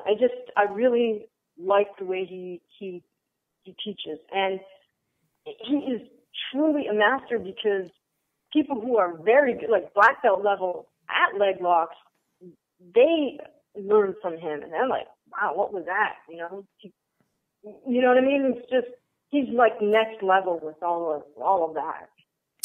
We are talking to boxing champion, 55-year-old Dee Hamaguchi, who's now trying to get herself into the mixed martial arts world, and I think it's an incredible story. 55 years old, and she's still boxing, and now she's putting her foot right into the MMA world, which is very, very unique, even though when you talk about boxers trying to get into the MMA divisions, it's not easy. It's definitely hard work and dedication. We've seen James Toney try to do that. It didn't work. We've seen plenty of guys, plenty of Ray boxers. Mercer wasn't bad. Ray Mercer actually wasn't that all bad. right. Ray Mercer wasn't that bad. He was all right. Ray Mercer had a shot. He went with that street mentality of, all right, I'm boxing, to hell with it. Let's just go. But that was the only thing that kept him in the survival mode. I'll have to check Ray Mercer's MMA fight. It's not bad. Yeah. No, Ray Mercer was a good fighter, but Ray Mercer, when you look at him as a boxer and how he transitioned into mixed martial arts, it took him a couple of years to figure it out. It did. Boxing, when you go from boxing to MMA, and I did the same thing. I was a boxer, and I tried to get into MMA, and at first, I agree with you, Dee. When I saw MMA for the first time, I was like, I am not laying on top of a man practically halfway naked and try to grapple with him and try to break his arm or bend his knee back. And I didn't even know what the moves were. And then I knew what the rear naked chokehold was because my grandfather was a Marine and he always put it on me when I was a kid. And he always told me to fight his wrist. And I never knew what he was talking about until I started training and I was taught how to fight somebody's wrist, to try to tuck my chin under somebody's arm and try to fight the wrist so he can't close up the hole where it pretty much chokes you out. But as a boxer, and I've learned all different transitions of boxing to MMA, and even MMA fighters, a.k.a. Conor McGregor, into boxing, it's not an easy transition. So what makes you, at the age of 55, want to transition from boxing to MMA? Well, the motivation is really, I want to put my boxing skills and my judo skills together. Because I really feel like, even though I'm speaking to you as a pro boxer, and that's the most recent combat sport I've done, I'm really a judoka. Like, that's really who I am. I wouldn't be boxing if I hadn't done judo, which sounds weird, right? Because there's no crossover technically. Boxing and judo are like opposites in terms of technique, right? You're absolutely not allowed to hit the other person in judo, and you're absolutely not allowed to throw somebody in the boxing ring. Right. So they're like polar opposites, but it's like the reason I decided, hey, I'm going to do MMA is because it's like, you know what, if I really am a complete fighter or a complete martial artist, I got to put these two things together. Because for so many years, I just kept them wide apart, you know? Where do you come up with the love to fight? I mean, I'm 38 years old, okay, and I have a bad neck. I have bulging discs in my lower back. I have a tear in my rotator cuff. I have a herniated disc in my C6, and I want to get back into fighting. There's no question that I do. That's all you have? Yeah, what? I'm sorry? That's it? That's enough. That's all you got? I'm 38 years old. What are you talking about? You're a rookie. I'm a rookie. I'm a rookie. I'm walking with a tear in my rotator cuff where I need surgery. I need surgery in my C6 because I have nerve damage. And I have 6 bulging discs in my lower back. And that's all I've got? Are you kidding me? I'm 38 years old. What do you got? Crazy over here? Mr. I'm in pain? Seriously? Anyways. Stupid. What pushes you to do this? I mean, it's an incredible thing. I'm going to give you a lot of credit because I couldn't see. I think my mom is now 63 years old, and you're 55 years old, so you're only 8 years younger than my mother. And I love how this conversation's going right now. I love it. I'm being serious, and I have to give you a lot of credit because me as a 38-year-old, and I wasn't a professional boxer. I was an amateur boxer, and then I did amateur MMA, and I was a good fighter. But when I got slammed, I was 8-0, and I got slammed in a Ring of Combat tournament. I practically got whatever you want, hip tossed, and I landed on my back of my neck. I was knocked out for like 2 seconds before I started squirming up. And I got up after the fight, and I did win that fight. I said that this isn't for me. My neck was... Do you remember that without watching the video? No, I don't. I don't. I do not. That's how you know when somebody's telling the truth. When they say I got knocked out. Oh, do you remember everything? Yeah. Okay. And then you. All I remember in that round when he slammed me on my neck was I felt he didn't realize that I was knocked out for at least 2 or 3 seconds. And I was after I caught my eye or whatever, I caught my equilibrium. I started squirming and trying to cover my head because he was trying to not drop elbows, but drop hands on my head, hammer fist me on the ground. And I was trying to protect myself so I can catch my bearing. And you want to know something? What I've learned more than anything with MMA, and you'll learn, obviously, because you're training right now, is the stamina. Everybody thinks that boxing, you need tremendous, tremendous stamina. You need even more stamina when some man or some lady is laying on top of you, trying to put an armbar, a key lock, or a knee lock on you, or something like that, or an ankle lock. And you have to compose yourself enough to try to get yourself out of it before you tap yourself out. So what drives you? What in your heart, what drives you at the age of 55, a boxing champion, to get into a sport which is dangerous and obviously putting yourself at risk at every second of the time of the fight, because somebody's going to take you down and completely tap you out? It's almost like I'm focused more on the art part of martial arts at this stage. Does that make sense? Like in my training, I'm really focused on just getting the techniques right in training so that I can execute it under pressure, first in sparring and then in the actual combat. So I'll give you an example. Like the thing I'm focused on now with my boxing is really trying to land my first 2 knuckles. Mm-hmm. In the punches and have good mechanics with my punches. And in my last fight, last year, October, I think it was, I felt good because I was like, I cracked the woman with the right hand and I cracked her with the left hook. And I could really feel it. And she buckled a little bit, so she felt it too. So it's kind of like every fight, like trying to execute that next thing. I think it's incredible. I think it's incredible. As far as MMA goes, it's like it's kind of indulgent, really, because it's like I want to throw someone. I want to throw them. I want to get them on the ground and armbar or choke. Now, Dee, and by the way, we are speaking to professional boxer Dee Hamaguchi, Canadian fighter. She's based out of California right now. She's home alone because her family's in Canada right now as we speak. She's training for her upcoming boxing match / she's trying to put her foot in the door in the MMA world. Now, do you plan as a 55-year-old to compete and maybe get your foot in the door as a UFC Bellator fighter? Is that your plan, or are you just doing it just for the training, the technique, and all of that? I would definitely like a pro fight in MMA.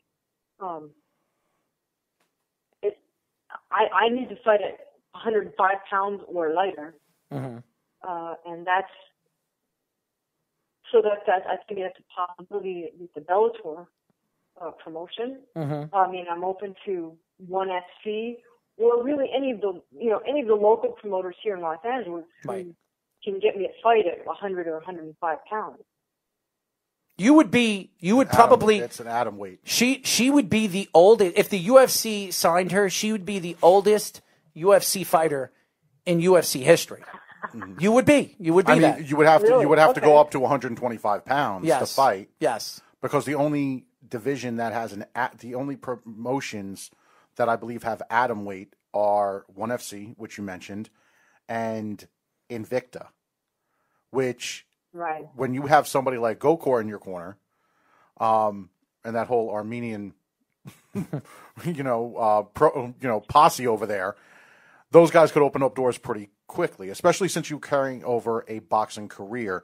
Sometimes, and I'm not making it sound like this is easy thing to do, or you know what I mean, it's an advantage, but sometimes having that combat sports background in a professional sport and making the transition, those organizations will take a flyer on you because you have that credibility of being battle tested. So it's not saying, oh, you didn't pay your dues because you didn't come up all the way from, the bingo halls all the way up into those organizations. Let's be real. It's not easy to find female fighters. I've said it once before. If you have a camp and on your team you have a golden goose, which is that female fighter that can go out there, deliver the punch, take a punch, and come back and do it again. Zhang, Joanna's, it's those things are some of the most valuable pieces to your team and your camp and your school, your academy. So when you have Gokor in your corner and the fighters that he's dealt with and such, and just from his experiences with the UFC and all, he's been he's had fighters UFC for almost, King of the Cage, almost 15 years. He's had fighters all over the damn place professionally in every damn organization. Some of the organizations don't even exist anymore that he has had fighters in, and that's the truth. I mean, Gokor actually used to have little black and white ads for his academy in the black belt magazines when MMA and such wasn't that big, right next to like Bart Vale's Judo fighting and things like that. It was actually called shoot fighting back in the day. It wasn't even MMA. It was like NHB. That's what Gokor was doing and had his curriculum back then. So she's in very good hands, and I wish you all the best with everything that's going on. And one thing I can say about Gokor, and I like it because it's the way I always had that coaching style and would try. He just throws you in the fire. He'll throw you in there with somebody. And it's either survive or adapt or lose. And he'll wake you up later when the gyms get ready to close. Then I'm not training out of his gym. Listen, you can learn a lot. Once you get knocked out and you're looking at the lights, you understand how bad it feels. It's one of those Trust things you don't me, want to when do I got dropped on my neck and I woke up in 2-3 seconds, I saw the lights and I didn't want to see them. A matter of fact, I didn't even know where I was for about 5 seconds until I had somebody trying to drop hammer fists on the back of my head. Isn't it amazing? Was trying to cover me. Isn't it amazing how that, and not only that, you get up, you still compete. That whole wonderful moment of you winning and victory. Wonderful. And the amazing thing about it is you don't remember it. I didn't remember. When but somebody says, how does it feel? I don't know. It's funny. Looked fun on the video, though. It's funny because everybody, after your fight, they always try to interview you in the ring. And I've, over the years in boxing and MMA, I'm not one of those guys after my fight to even say anything. I pretty much get out of the ring, get out of the cage as soon as my fight was over. And I tell the story all the time, and this is why I don't like Dana White. Dana White was at one of my Ring of Combat fights, and I won that fight. And he was bringing in the belt in the Ring of Combat, and he was going to give me the belt, and blah, blah, blah, blah, blah. So I got the belt. I got it put on me by him, and I walked out. I didn't even want to speak to the crowd because I'm not one of those people that have any interest of, bragging about my win. You know what I mean? I went to the back, and Dana White came back there and gave me, and this is before the UFC really took off, and Dana White just hammered it on me, telling me that I was, what's the words that he used? Arrogant? Not arrogant, impossible, rude, disrespectful. Those are the kind of words. And I told him, listen, I don't have to say anything. I don't have to do anything. If I win a fight and I don't want to speak, I don't have to speak.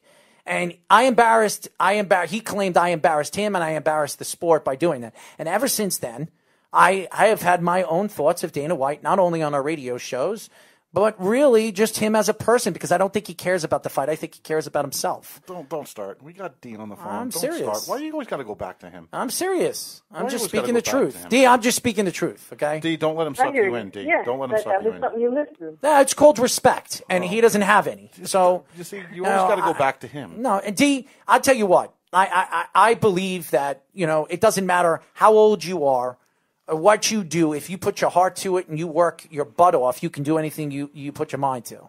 So I envy you for being that you're 55 years old, you're a professional boxer, and you want to get your foot in the door with MMA, which to me is it's an unbelievable sport, and sport it's just as hard technically than it is in boxing. So I think it's an incredible story, and I'm happy that we got you on the show. Oh, I really appreciate it. It was wonderful talking to both of you. You guys are, completely informed, and you've done the sport yourself, so you know what it's like, you know what it feels like, and it's a real honor to be included on your radio show today. Well, we're honored to have you. How's that sound? I mean, and I'll tell you this: your next fight, your MMA, if it's MMA or boxing, I want to get you on before It'll be you MMA. Fight. She wants MMA. And I'll tell you this, D. She wants MMA. I love MMA, but I'm a boxer. I am a boxer by heart. He likes MMA. I love MMA. He likes MMA. I love MMA, but I'm a boxer by heart. I love boxing. I love professional boxing. And we go back and forth on this show, back and forth, which is better, and we argue our points. First off, let the record show. Don't let him lie to you. Against boxing. Don't let him lie to you. I am a fan of boxing. He 80s is and a 90s. liar. 80s and 90s boxing is better Liar. than boxing now. Liar. 80s and 90s boxing is better than now. It's true. He's a liar. It's true. He's a liar. Boxing in the 80s and 90s was a hell of a lot more fun to watch than now. Oh, absolutely, because the heavyweight division. Yeah. So, but not just the heavyweight division. The heavyweight Not division. just the heavyweight division. Oh, what division? What division right now is better than the 155, 145 division right now? No. I said back then, boxing as a whole. Don't put words in my mouth. What do I look like? What do I look like? One of Khabib's teammates that wants to call in? giant panda bear. That's what you look like. I'll take it.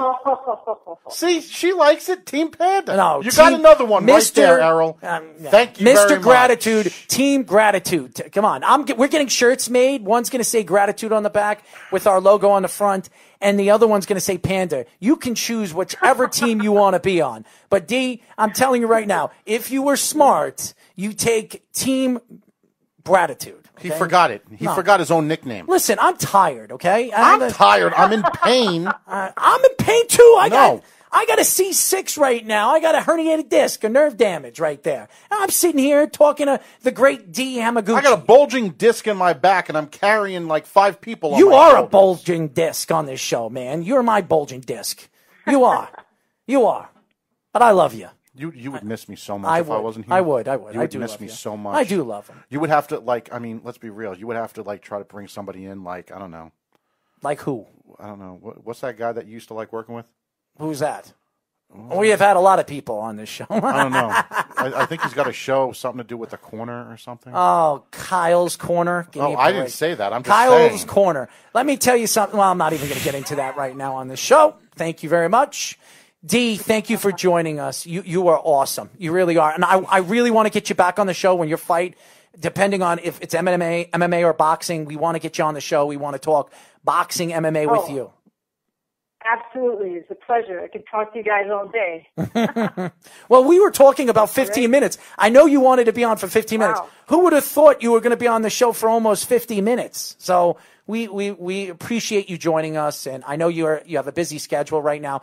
Hopefully, you and your family are taking care of each other with this pandemic, and stay safe. And looking forward to your up and coming endeavors. Appreciate it, guys. Same thing to you. Absolutely, Dee. Thank you. Thank you. We'll talk to you soon. Dee Hamaguchi, who gave us some good intake of really, and it went back and forth, but I think I realized mid part of our conversation that she wanted to get her foot in the door with the MMA world and mixed martial arts. And I think it's an incredible story and that's why I wanted to interview her, because this is a professional boxer. You could check her out. Dee Hamaguchi. Oh, we have her. Who are we speaking to?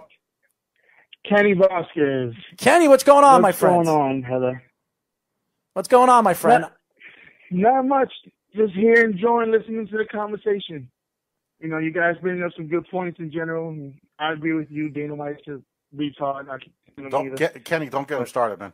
Thank you, Kenny. Don't get him started, man. Kenny, let me tell you something. Now, for the love of God. You should be on Team Gratitude's team. Not Never Team happened. Panda. Never not Team Panda. happened. It's Team Gratitude. Never happened. Because you know and I know that Team Gratitude doesn't step back. We lay the 3 throws right in. And we do the fadeaway jumpers, baby. We're Michael Jordan-esque.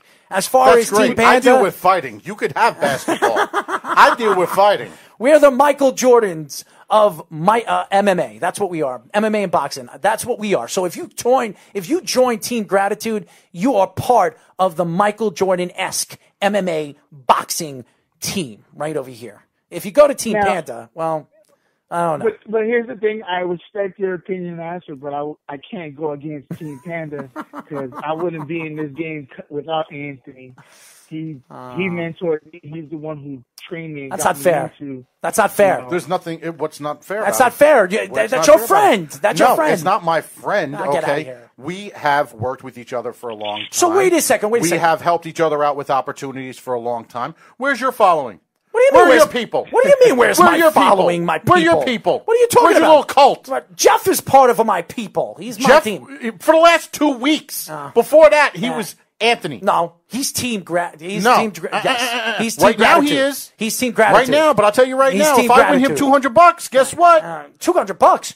By the way, why don't you stay on so we can make our picks, buddy? How about that? How about that, buddy? Kenny, you want to get on this? Yes, I and Kenny needs to. Let's get on. Come on, man. I'll jump on this. Let's get Kenny in on this. But here's the thing. Kenny goes after we do. How's that? I'm going to try. Just so it doesn't look like one of us is trying to, kiss his ass or anything by going along with him, because that'll be your next excuse. So that's what it is. It's all about excuses with me. I'm over here. I'm producing a show. I'm hosting a show, and I'm making. You're hosting it by yourself? No. You're hosting it by yourself. No. I see the way it is.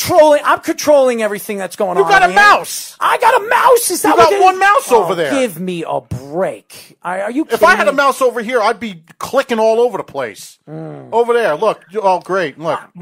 Look, home row keys. Team Gratitude. I got something to tell you, though. Oh, let's hear this. There we go. Let's hear this. Something I forgot to mention before, Anthony, I don't know if Anthony remembers, but you're a huge boxing person, right? You love boxing. Yeah, okay. Kylie can't.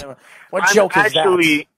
I'm actually recently, in January, just got my USA boxing certification. See? There you go. That's great. So, there you go. We drank a little Kool-Aid Team for you. Gratitude. Team Gratitude. He drank a little Kool-Aid for you. You're on the boxing side now, my friend. No, never. I'll never be boxing side. Boxing faded like around the mid-'90s. It started fading towards Boxing's fading. Boxing right now is on top of the world from MMA. You're looking at the garbage that they're putting out, the UFC's putting out right now. You think it's on top of boxing right now? Look at the great fighters that are in boxing right now, the young fighters in boxing. Tell me one fighter right now in MMA, and don't give me the crap that you're going to put out with the Conor McGregor's, John Jones. Give me a fighter, an upcoming fighter don't right do now. This with him. He'll come up with somebody. Upcoming fighter. Well, let me say a name because you're just going to keep yelling. Tell me. I'll tell you. In my opinion, Shane Vargos. He's fucking up and coming. He's doing his thing. Shane Vargos. Shane Vargos. Who's he fought? Who's he beat? You asked for an up-and-coming name. Who's he beat? Now that he comes up with an up-and-coming name, you're going to crap Who on has he beat? He's beating up other people in the same class as him, and he's standing out, and he's dominating. He's fighting garbage. He's fighting garbage. That's why. Who's he beating? But everybody in the beginning fights who they have to get to earn the name they have to, get. Like the way Jones had to beat a bunch of people before he started getting his recognition. McGregor had to beat a few people. Anderson Silva just stood out from pride, but the first time that made me really realize how deadly Anderson Silva was when he beat one of my favorite fighters of all time, Chris Labian. He fucking annihilated him, and I just couldn't believe it. So right there, you have to just work your way up, and then once you get those names and you take them out, that's it. Well, so you can't really say he's beaten nobody. He's beaten the competition that was equally skilled like him. He just surpassed him that day, and he's moving his way up. Well, I will say this, and you mentioned John Jones. So let's go look at the first 3 fights that John Jones had. Okay. Okay. Brad Bernard, Carlos Eduardo, who's a good fighter. He was a great fighter. Anthony Pena, who is another good fighter. Ryan Verrett, who was another seasoned veteran. He was a seasoned veteran. Yes. So you're looking at those first 4 fights. 3 out of the 4 fights, John Jones fought very good fighters. Now, you mentioned Vargos, and you bring him up, and that's fine. You think he's an upcoming fight. He's the next big thing, and that's great. Who's he beaten? And that's what I want to see. If I go look at his, I would probably say, and how many fights has he had? 5, 6, 7 fights? No, I think he's around his 11th fight now. Okay, so he's 11 fights.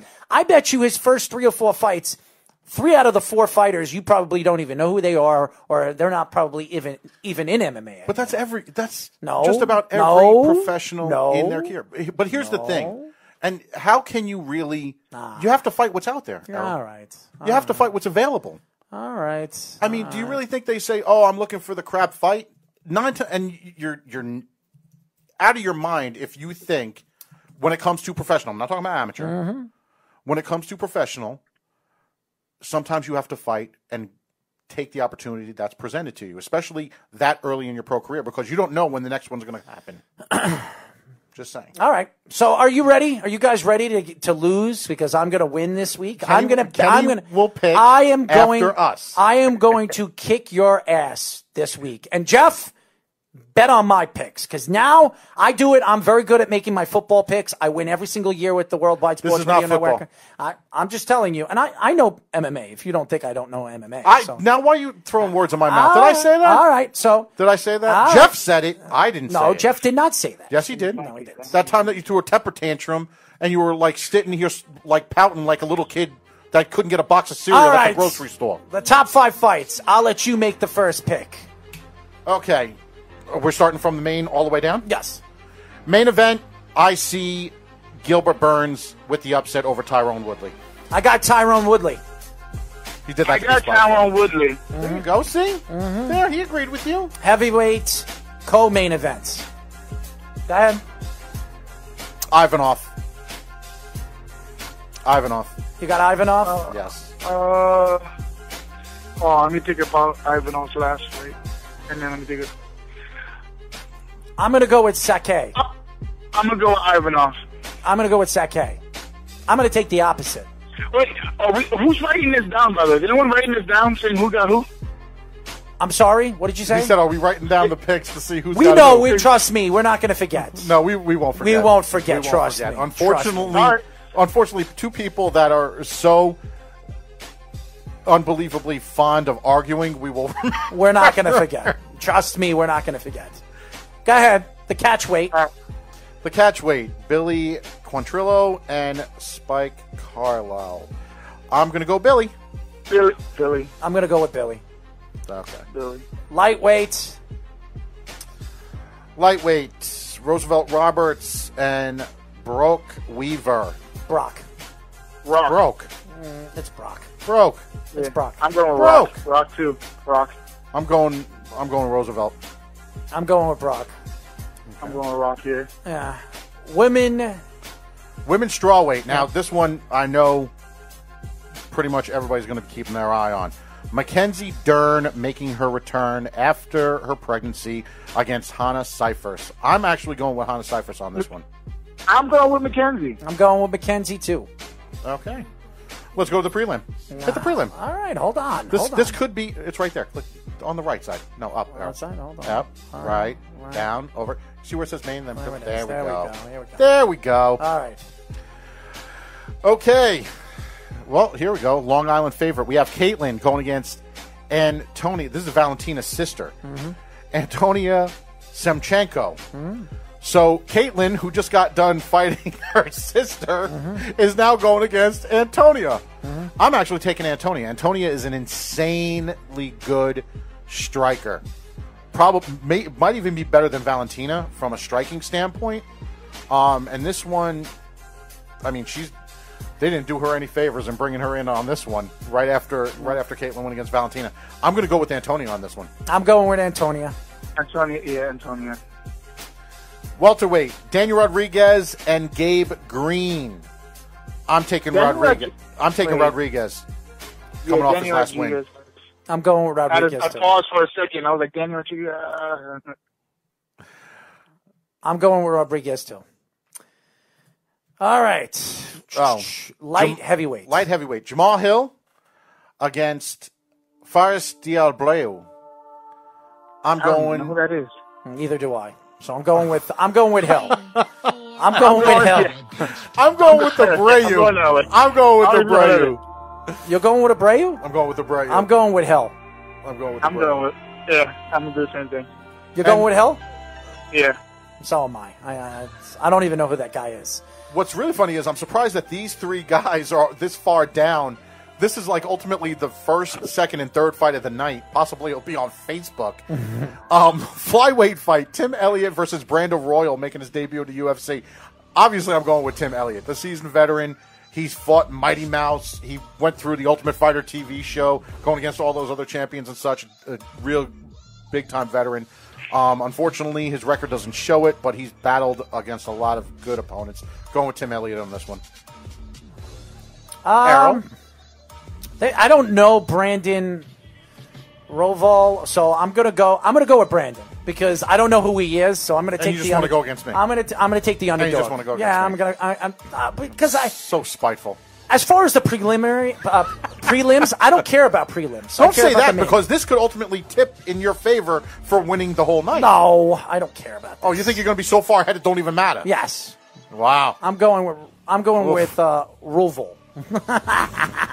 Bantamweight, Louis Smolka and Casey Keeney. I'm actually going with Casey on this one. Yeah. I'll go with Keeney. I'm going with Casey. I'm going to go with Casey Keeney too. And probably the blockbuster Facebook exclusive fight. Oh yeah, the featherweight Chris Gutierrez versus Vince Morales. I'm going with Gutierrez. I'm going with Gutierrez. I think that was like a. I'm gonna go with Morales. You're gonna go with Morales, so. Yes. Oh, okay. Okay. Oh man. Jeff, bet on that one, Jeff. What's the bet?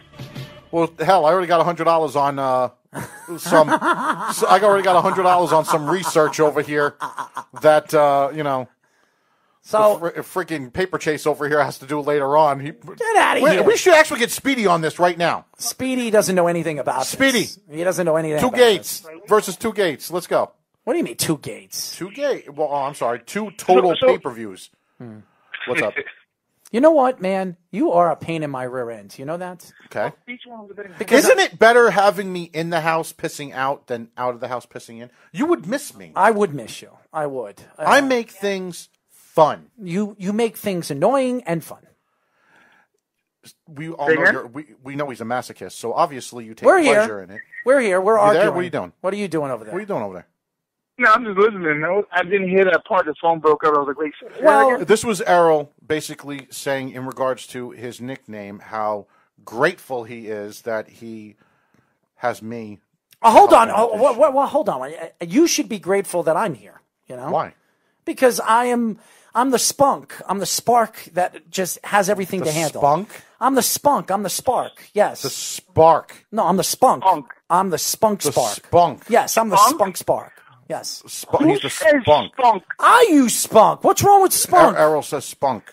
Just You like just sounded like a hippie right now. Oh, spunk, guys. Hold on one second. Let's hear the you didn't meaning. even spell it right. Hold on. There's a U in there. Hold on one second. All right. Jesus, man. First of all, you are a pain in It's my not spunk. It's spunk. Hold on one second. See, Spunky. There we go. Spunky. That should be your nickname. No. Errol Spunky Marks. No. Here's spunk. What does spunk mean right over here? How about spark? Determination. Yes. That's spunk. There we go. Yes. Errol Spunky Marks. No, I like team gratitude. How about Sparky? I like team gratitude. Team gratitude. We're getting shirts made by Spunky. We are getting shirts made and the Spunky Spark. Team Panda for Anthony over here, and Team Gratitude because I think Team Gratitude is just no. Too You powerful. said it right there. It's right up. No, it's Team Spunky. Gratitude. Spunky. Come on, man. It's Team Gratitude. I don't like it's Spunky. I have spunk. Okay. You said you're a spark, a spunky spark. Yes, I am a spunky spark. Listen to that alliteration. Just rolls off your tongue. It does. It rolls off my tongue. Errol the And when you go home, it's going to roll. And when you go home, it's going to roll off your wife's tongue too. Now, fellas, I got a question for you. What? I got a question. I know. Now, I know somebody that you're going to talk to after this. They're going to love that one. And Conor McGregor, right? Say again? Earlier, you guys were talking about Anderson Silva and Conor McGregor fighting. Yes. Talking about how, Anderson Silva's hands down one of the greatest. Mm-hmm. Conor McGregor, he's a fighter. He's not one of the greatest. I'll say he's a fighter. He's a good fighter, not one of the greatest. I agree. He just knew how to use his mouth to get what he wanted. That's basically what he did. Mm-hmm. Now, what do you think the outcome of that fight will become between Anderson and this fighter Silva? Conor McGregor's going to knock him out. Conor McGregor's going to knock him out. Yep. I think that will be one of the most boringest goddamn fights I've ever seen, where they're going to stand there and make kung fu poses at each other for at least 3 rounds before they start fighting. Or Conor's going to knock him out. McGregor already has spoken to Anderson Silva the same way he learned from Mayweather, and they said, let's make some money. Let's push this to a 5-round shit show, pardon my language, where at the end of this, it turns into a sham. I think Conor's going to knock him out. I think it's not going to go past 2 rounds. Conor's going to knock him out. Anderson Silva's too old. He doesn't have the stamina that he once had, and he's getting into a ring. He's getting into an octagon with a guy that has, and I'll give him credit when credit is due, even though I'm not a big fan of his. He has got a deadly left hand. I don't think Anderson Silva's ever fought a guy that has a very sneaky, hidden left hook. And I think Anderson, because he's older and he's slower, he's going to get caught. But he's going to get tapped. He's got the crane kick. No, it's not going to work against Conor. He's got the crane kick. It's not going to work. Not maybe 8 or 9 years ago. 8 or 9 years ago, Anderson Silva would have whipped Conor's ass. He would have whipped his ass. But right now, Conor, being that he's the young one, he's 30, 31, and Anderson Silva's about 39, 40. I'm going with Conor. See, I don't think this fight even happens. I think if a super fight does happen, I think you are more likely to see a fight between McGregor and Masvidal. I would love to see Masvidal because I think Masvidal could knock Conor out. I think he's got the power to do it. The reason why I'd rather see that fight is because I don't want to see Masvidal get a shot at Usman's title. I don't think he deserves it. He's not going to beat Usman anyways. I think Leon Edwards does, which unfortunately everybody wants to start with this BMF title crap, that Toys R Us belt. I think ultimately he should stay with these little circus fights with McGregor and make some bank. Because obviously the UFC doesn't care about the rankings or what the hell they're doing in the divisions to crown a deserving champion. I don't think anybody's going to beat Usman right now. I think he's a great fighter. And we've seen it. You saw what he did against Tyron Woodley. And Tyron Woodley's trying to come back and maybe make a statement that he can maybe get that welterweight championship belt back. It's not going to happen. Gilbert Burns would be a nice win for him, especially the way Gilbert Burns is performing lately. No, he's fought very well, Burns. But he's very under the radar. Mm-hmm. Gilbert Burns, obviously, is the underdog in this fight because of Woodley and Woodley's past achievements. Weighing in heavily with that, I think Gilbert Burns has the advantage in this. It's going to be a boring fight. Maybe it may be like the lay and pray deal. It is. But it's a 5-round lay and pray deal. That's a long 5 rounds. A half hour of just laying and praying. But I think Gilbert Burns, if he does win this fight, it's not going to be by decision. He's going to have to go for the knockout. If it goes to a decision, Woodley's going to take it. So that's just my take on it. The reason I also bring up about Anderson and Conor McGregor is I was training with Anderson Silva back in March. And he was moving really nice. And I was shocked how well he was moving for, since he hasn't been doing it as much before. Did you watch him 15 minutes after everybody left when he started putting his feet in the Epsom salts and he pulled out the hemorrhoid donut and the walker just to, I don't know, when the cameras were over? Where do you get one of those things? What, I don't know. I need one right now. My back is killing me. Honestly.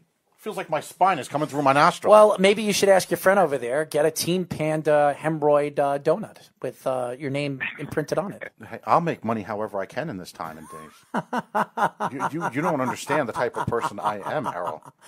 Well, I keep telling you guys. Other people see, question marks. I see opportunity. So a hemorrhoid donut with your name on it is an opportunity. If Yes, if one I agree. person buys it, that's one more buy than I had before. What happens if nobody buys it? It's a big sellout. Then guess what? In the summertime, somebody's going to leave a life preserver. So they could just jump through that little puppy, and now it becomes a raft for kids. They could just float around. So you want your children, you're going to tell me you're going to have your children use a hemorrhoid donut with your name on it, Panda, whatever, Team Panda, out there swimming in a swimming pool?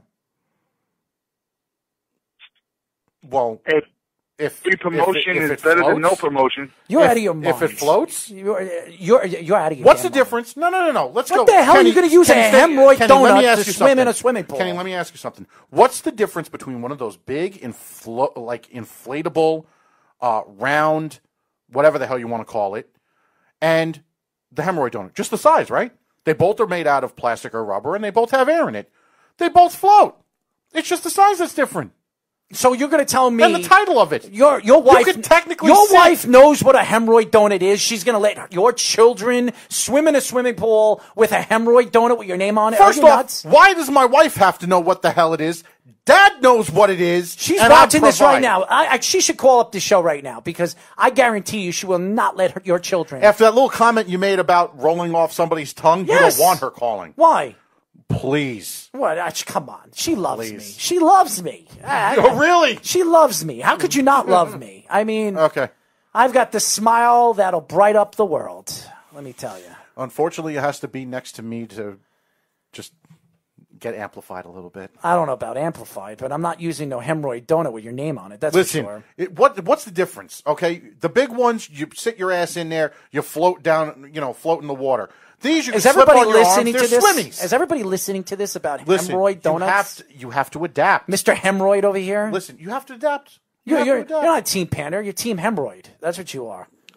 You love me. I do love you, but I think Team Hemorrhoids is more with a ringtone. You know, ratings have gone up since I've been on this show. Well, what do you mean since you've been on this show? This is a new show. Well, technically it's a new show, but you had other people on this show. Well, a show, not this show. But you had other people on a MMA show. Yeah, MMA show. On this network. But not this show. Not this show. It's a different name. It's a different show. Technically, this week it's a different show than last week. Well, technically it is. And technically, I'm not using your hemorrhoid in a freaking swimming pool, okay? If you were drowning, you would. No, I wouldn't. What if no ass had sat in it? It's brand new out of the box. Oh, my God. I am not using a hemorrhoid. You could fit them on your forearms. I'm not using one. Swimmies. Swimmies? Are you listening to this? This is your friend. He's not surprised at what I'm saying. This is your friend here. He is not surprised at what I'm saying. This is an MMA show, and we're talking about a hemorrhoid donut. This okay? man has seen me in by the way, a lot of different situations. By the way, this is nothing. By the way, I've lost 15 pounds in almost 2 weeks, and I want a donut. I'm interested in having a nice jelly donut. No. Why? No, you can't. What, you're going to fall off the wagon? I feel like I have to, man. No. I'm hungry, you know? No, that's just your blood sugar. You need like a Tic Tac or something. A Tic You need like a Tic Tac or something. Oh, my God. Is he still on? Are you still online? Yeah, I'm listening. Kenny just sits back and listens because Kenny's not surprised by anything that I say. I need a This Tic is a Tac. guy that I've traveled with 2 MMA shows. Kenny, he is not surprised by anything. Kenny's telling me I need a Tic Tac. He says he's feeling woozy. I want a donut. He feels a little woozy. He wants a donut. I want a jelly donut, but I don't want a hemorrhoid donut. How much weight have you lost? 15 pounds. You lost 15. In almost 2 So weeks. now, in 2 weeks, you lost a pound a day. Now you want to throw a donut. Yeah. As a fat man, I can't let you do that. We don't want you. So, you got to stay on that side where, you're going to be on the infomercials at 2 o'clock in the morning. 2 o'clock on my mother? Did you just say 2 o'clock on my mother?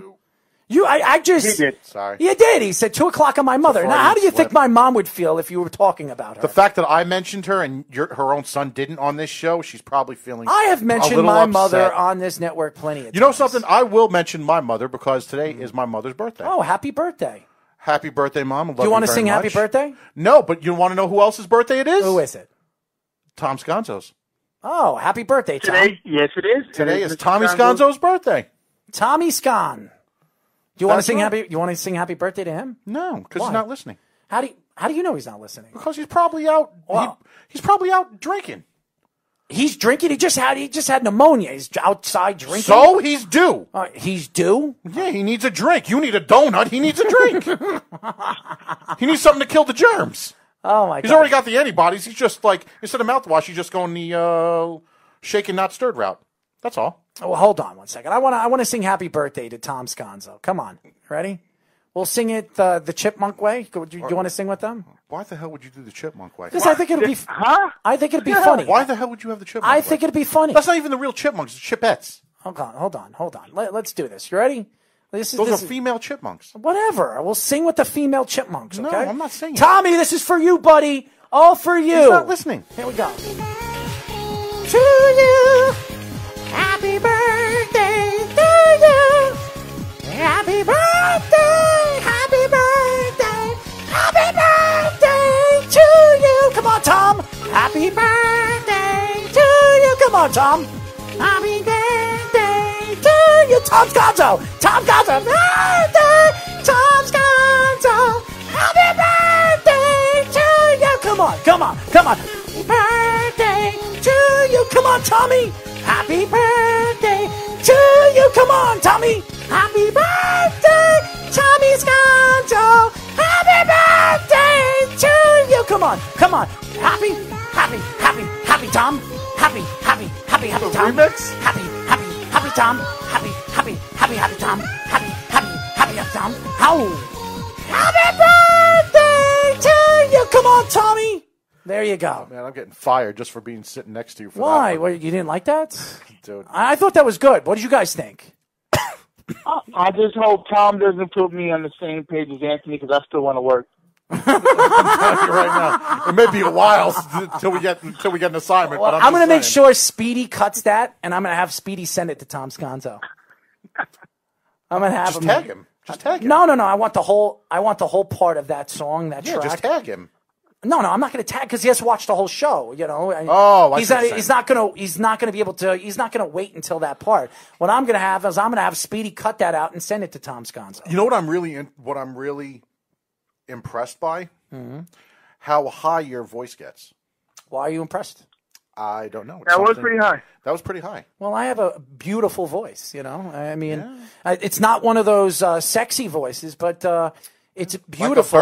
Like a bird. Like a bird. Well, hold on one second. Now you're telling me my voice sounds like a bird? What am I, a hawk or an eagle? I didn't say that.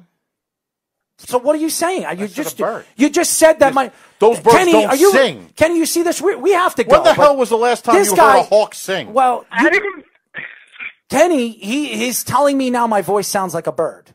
Like a songbird. It did. When you were singing, it did. Get out of here, Kenny. Now I really think that you guys are the songbird in of cahoots this with generation. each other. I am not the songbird. No, I'm not in cahoots. Anthony, tell you yourself, you ever want a straight, honest opinion, not just from Anthony, you can hit me up. I don't give a two what I not just from Anthony. I'll tell you the truth. Kenny, you didn't even sing. I'm ashamed of you. We didn't. You're right. Honestly, we were so intimidated by that virtuoso, we couldn't do it. That was a great. We couldn't compare it. It was couldn't do it. Why would we want to mess Didn't up? want to embarrass ourselves by basically looking so bad next to that. So you're embarrassed of my beautiful voice singing to the in great Tom comparison Sconzo? to ours? Yes. In comparison to ours, we would be embarrassed. I was singing to the great Tom Sconzo, your boss. Yes, he is.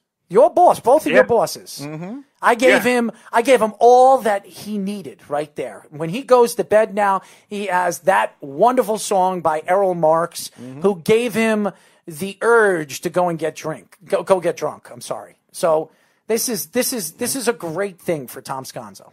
So Tommy, that was for you, my friend. There you go.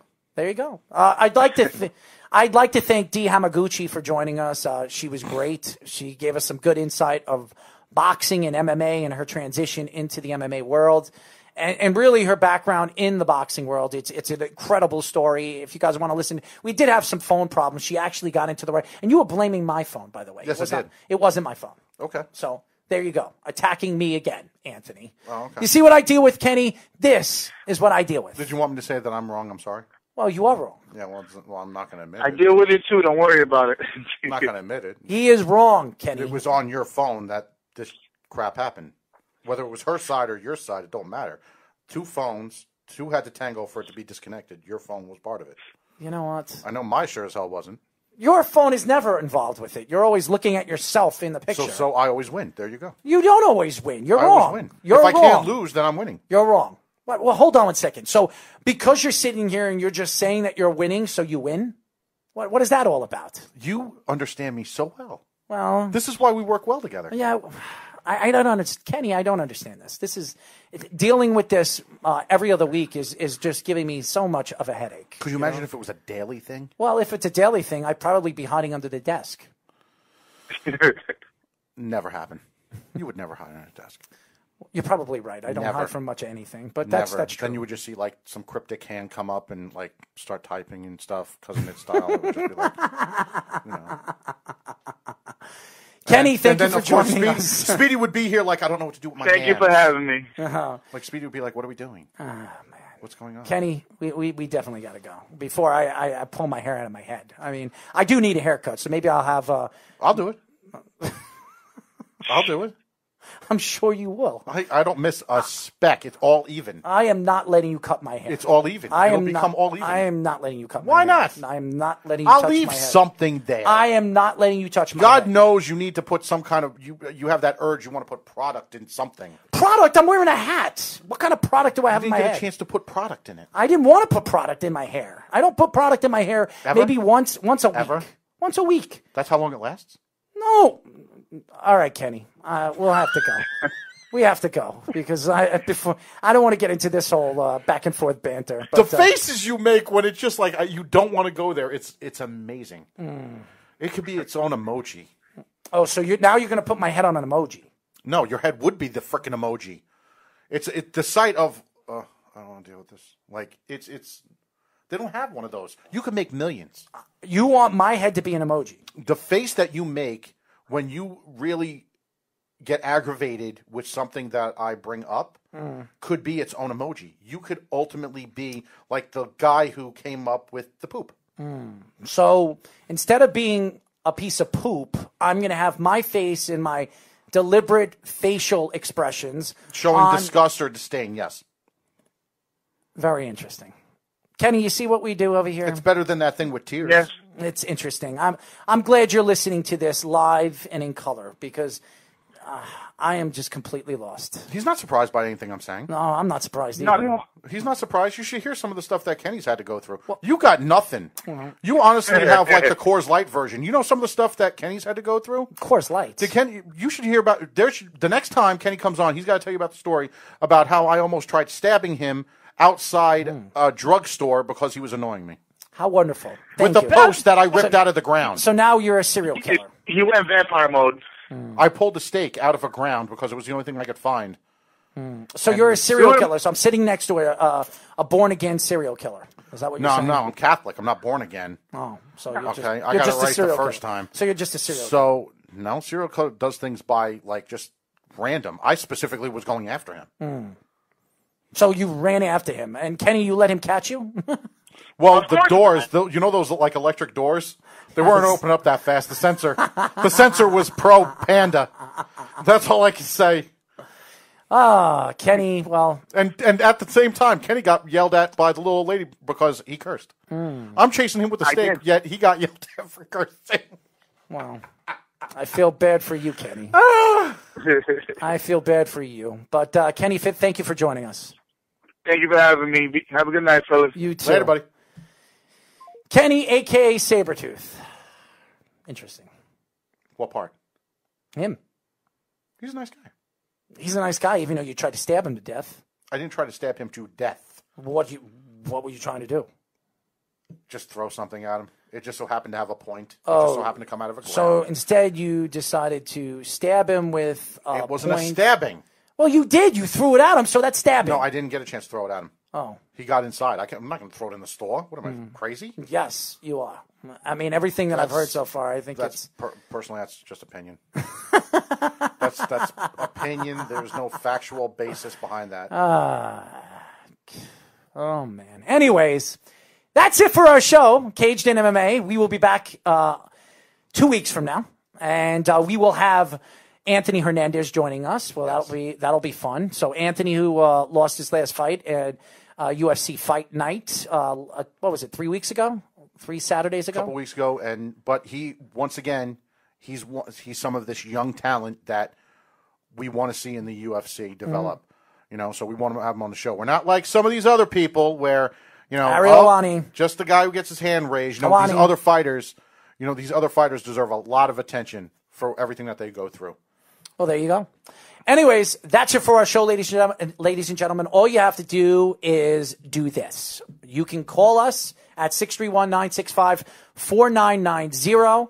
You can also reach us by going to our website at www.worldwidesportsradio.com. You can go on our Instagram, Caged in MMA. Yes, it's Cage, CAGED, in IN, MMA, MMA. There you go. You can find us there. Anthony is running our Caged in MMA, or you can go to the Worldwide Sports Radio Instagram. You can go to both of them. Or you could call Errol at any time in the middle of the night. He loves taking phone calls. No, I don't. No, I do not. And do not call me after the show because I will not answer. Okay? Jeff's not going to listen. I am not doing it. I will not answer. Not a chance. Dude, I'm in so much pain. I got to make myself laugh. No, you're making yourself laugh, and you're making me scared that after I get off, I'm going to get 1 million phone calls. Thank you, Anthony. Anyways, please download our app, guys. It's all for the fans. We've made it. I've worked first of all, I put a lot of money into this, and I put a lot of time into this for the fans so they can download the app and follow us throughout our social media. So all you got to do is go to the iOS if you have an Apple and search us at WWSRN, Worldwide Sports Radio Network, WWSRN. And real quick before you hang up. Mm-hmm.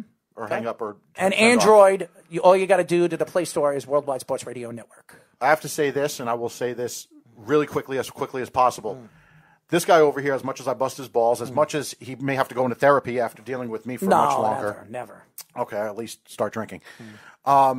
This guy, you have no idea. We kid around, we talk all the time on the phone and everything like that. This guy busts his ass to try to get some great shows on this network. Thank you. He does it. Yes, we have a lot of people that help and support, and he has a lot of people that back him up. But this guy right here, he doesn't have just one full-time job. This guy does it all. And you want to know something? He gives up sleep. He doesn't. I mean, we joke about it. Yes. A lot. Mm-hmm. But it's just who he is. And I'll tell you right now, I give you a lot of credit. Thank you. I give you a lot of credit. It should be said. It should be known. It should be recognized. I'm recognizing it. So now, I appreciate that. You know what I mean? I feel like with that being said, we could. Well, that almost made me cry, man. That's something nice. I mean, why do you sound surprised? No, I appreciate that. Not a cretin. No, what the hell? I don't think you're a cretin. But you bust your ass to do all this stuff. I do. For all the schmucks that we've all dealt with in life, I've dealt with them. Fighters. Other coaches, other people I've worked with and stuff, you have in this industry. I think we all have to deal with that and all that stuff. You keep coming back, you keep doing it, and you want to know something, you just don't stop. Work, because my plan is to take this radio network to higher heights where we are not even known here in New York, but we're world-renowned, and that's what I want us to be, and that's what we're going to be, because hard work pays off. And we're doing it here on Long Island. I'm going to be announcing something very, very soon for the fans. I think a lot of people are going to be very excited about this. It's been in the works for the last couple of months, and finally it's going to happen. So I'm very excited about announcing it in the next week or so. You guys are going to be hearing it all over social media and on the shows. So I'm very excited about that. So stay tuned for that. And Anthony, you're a great co-host. You really are. I know.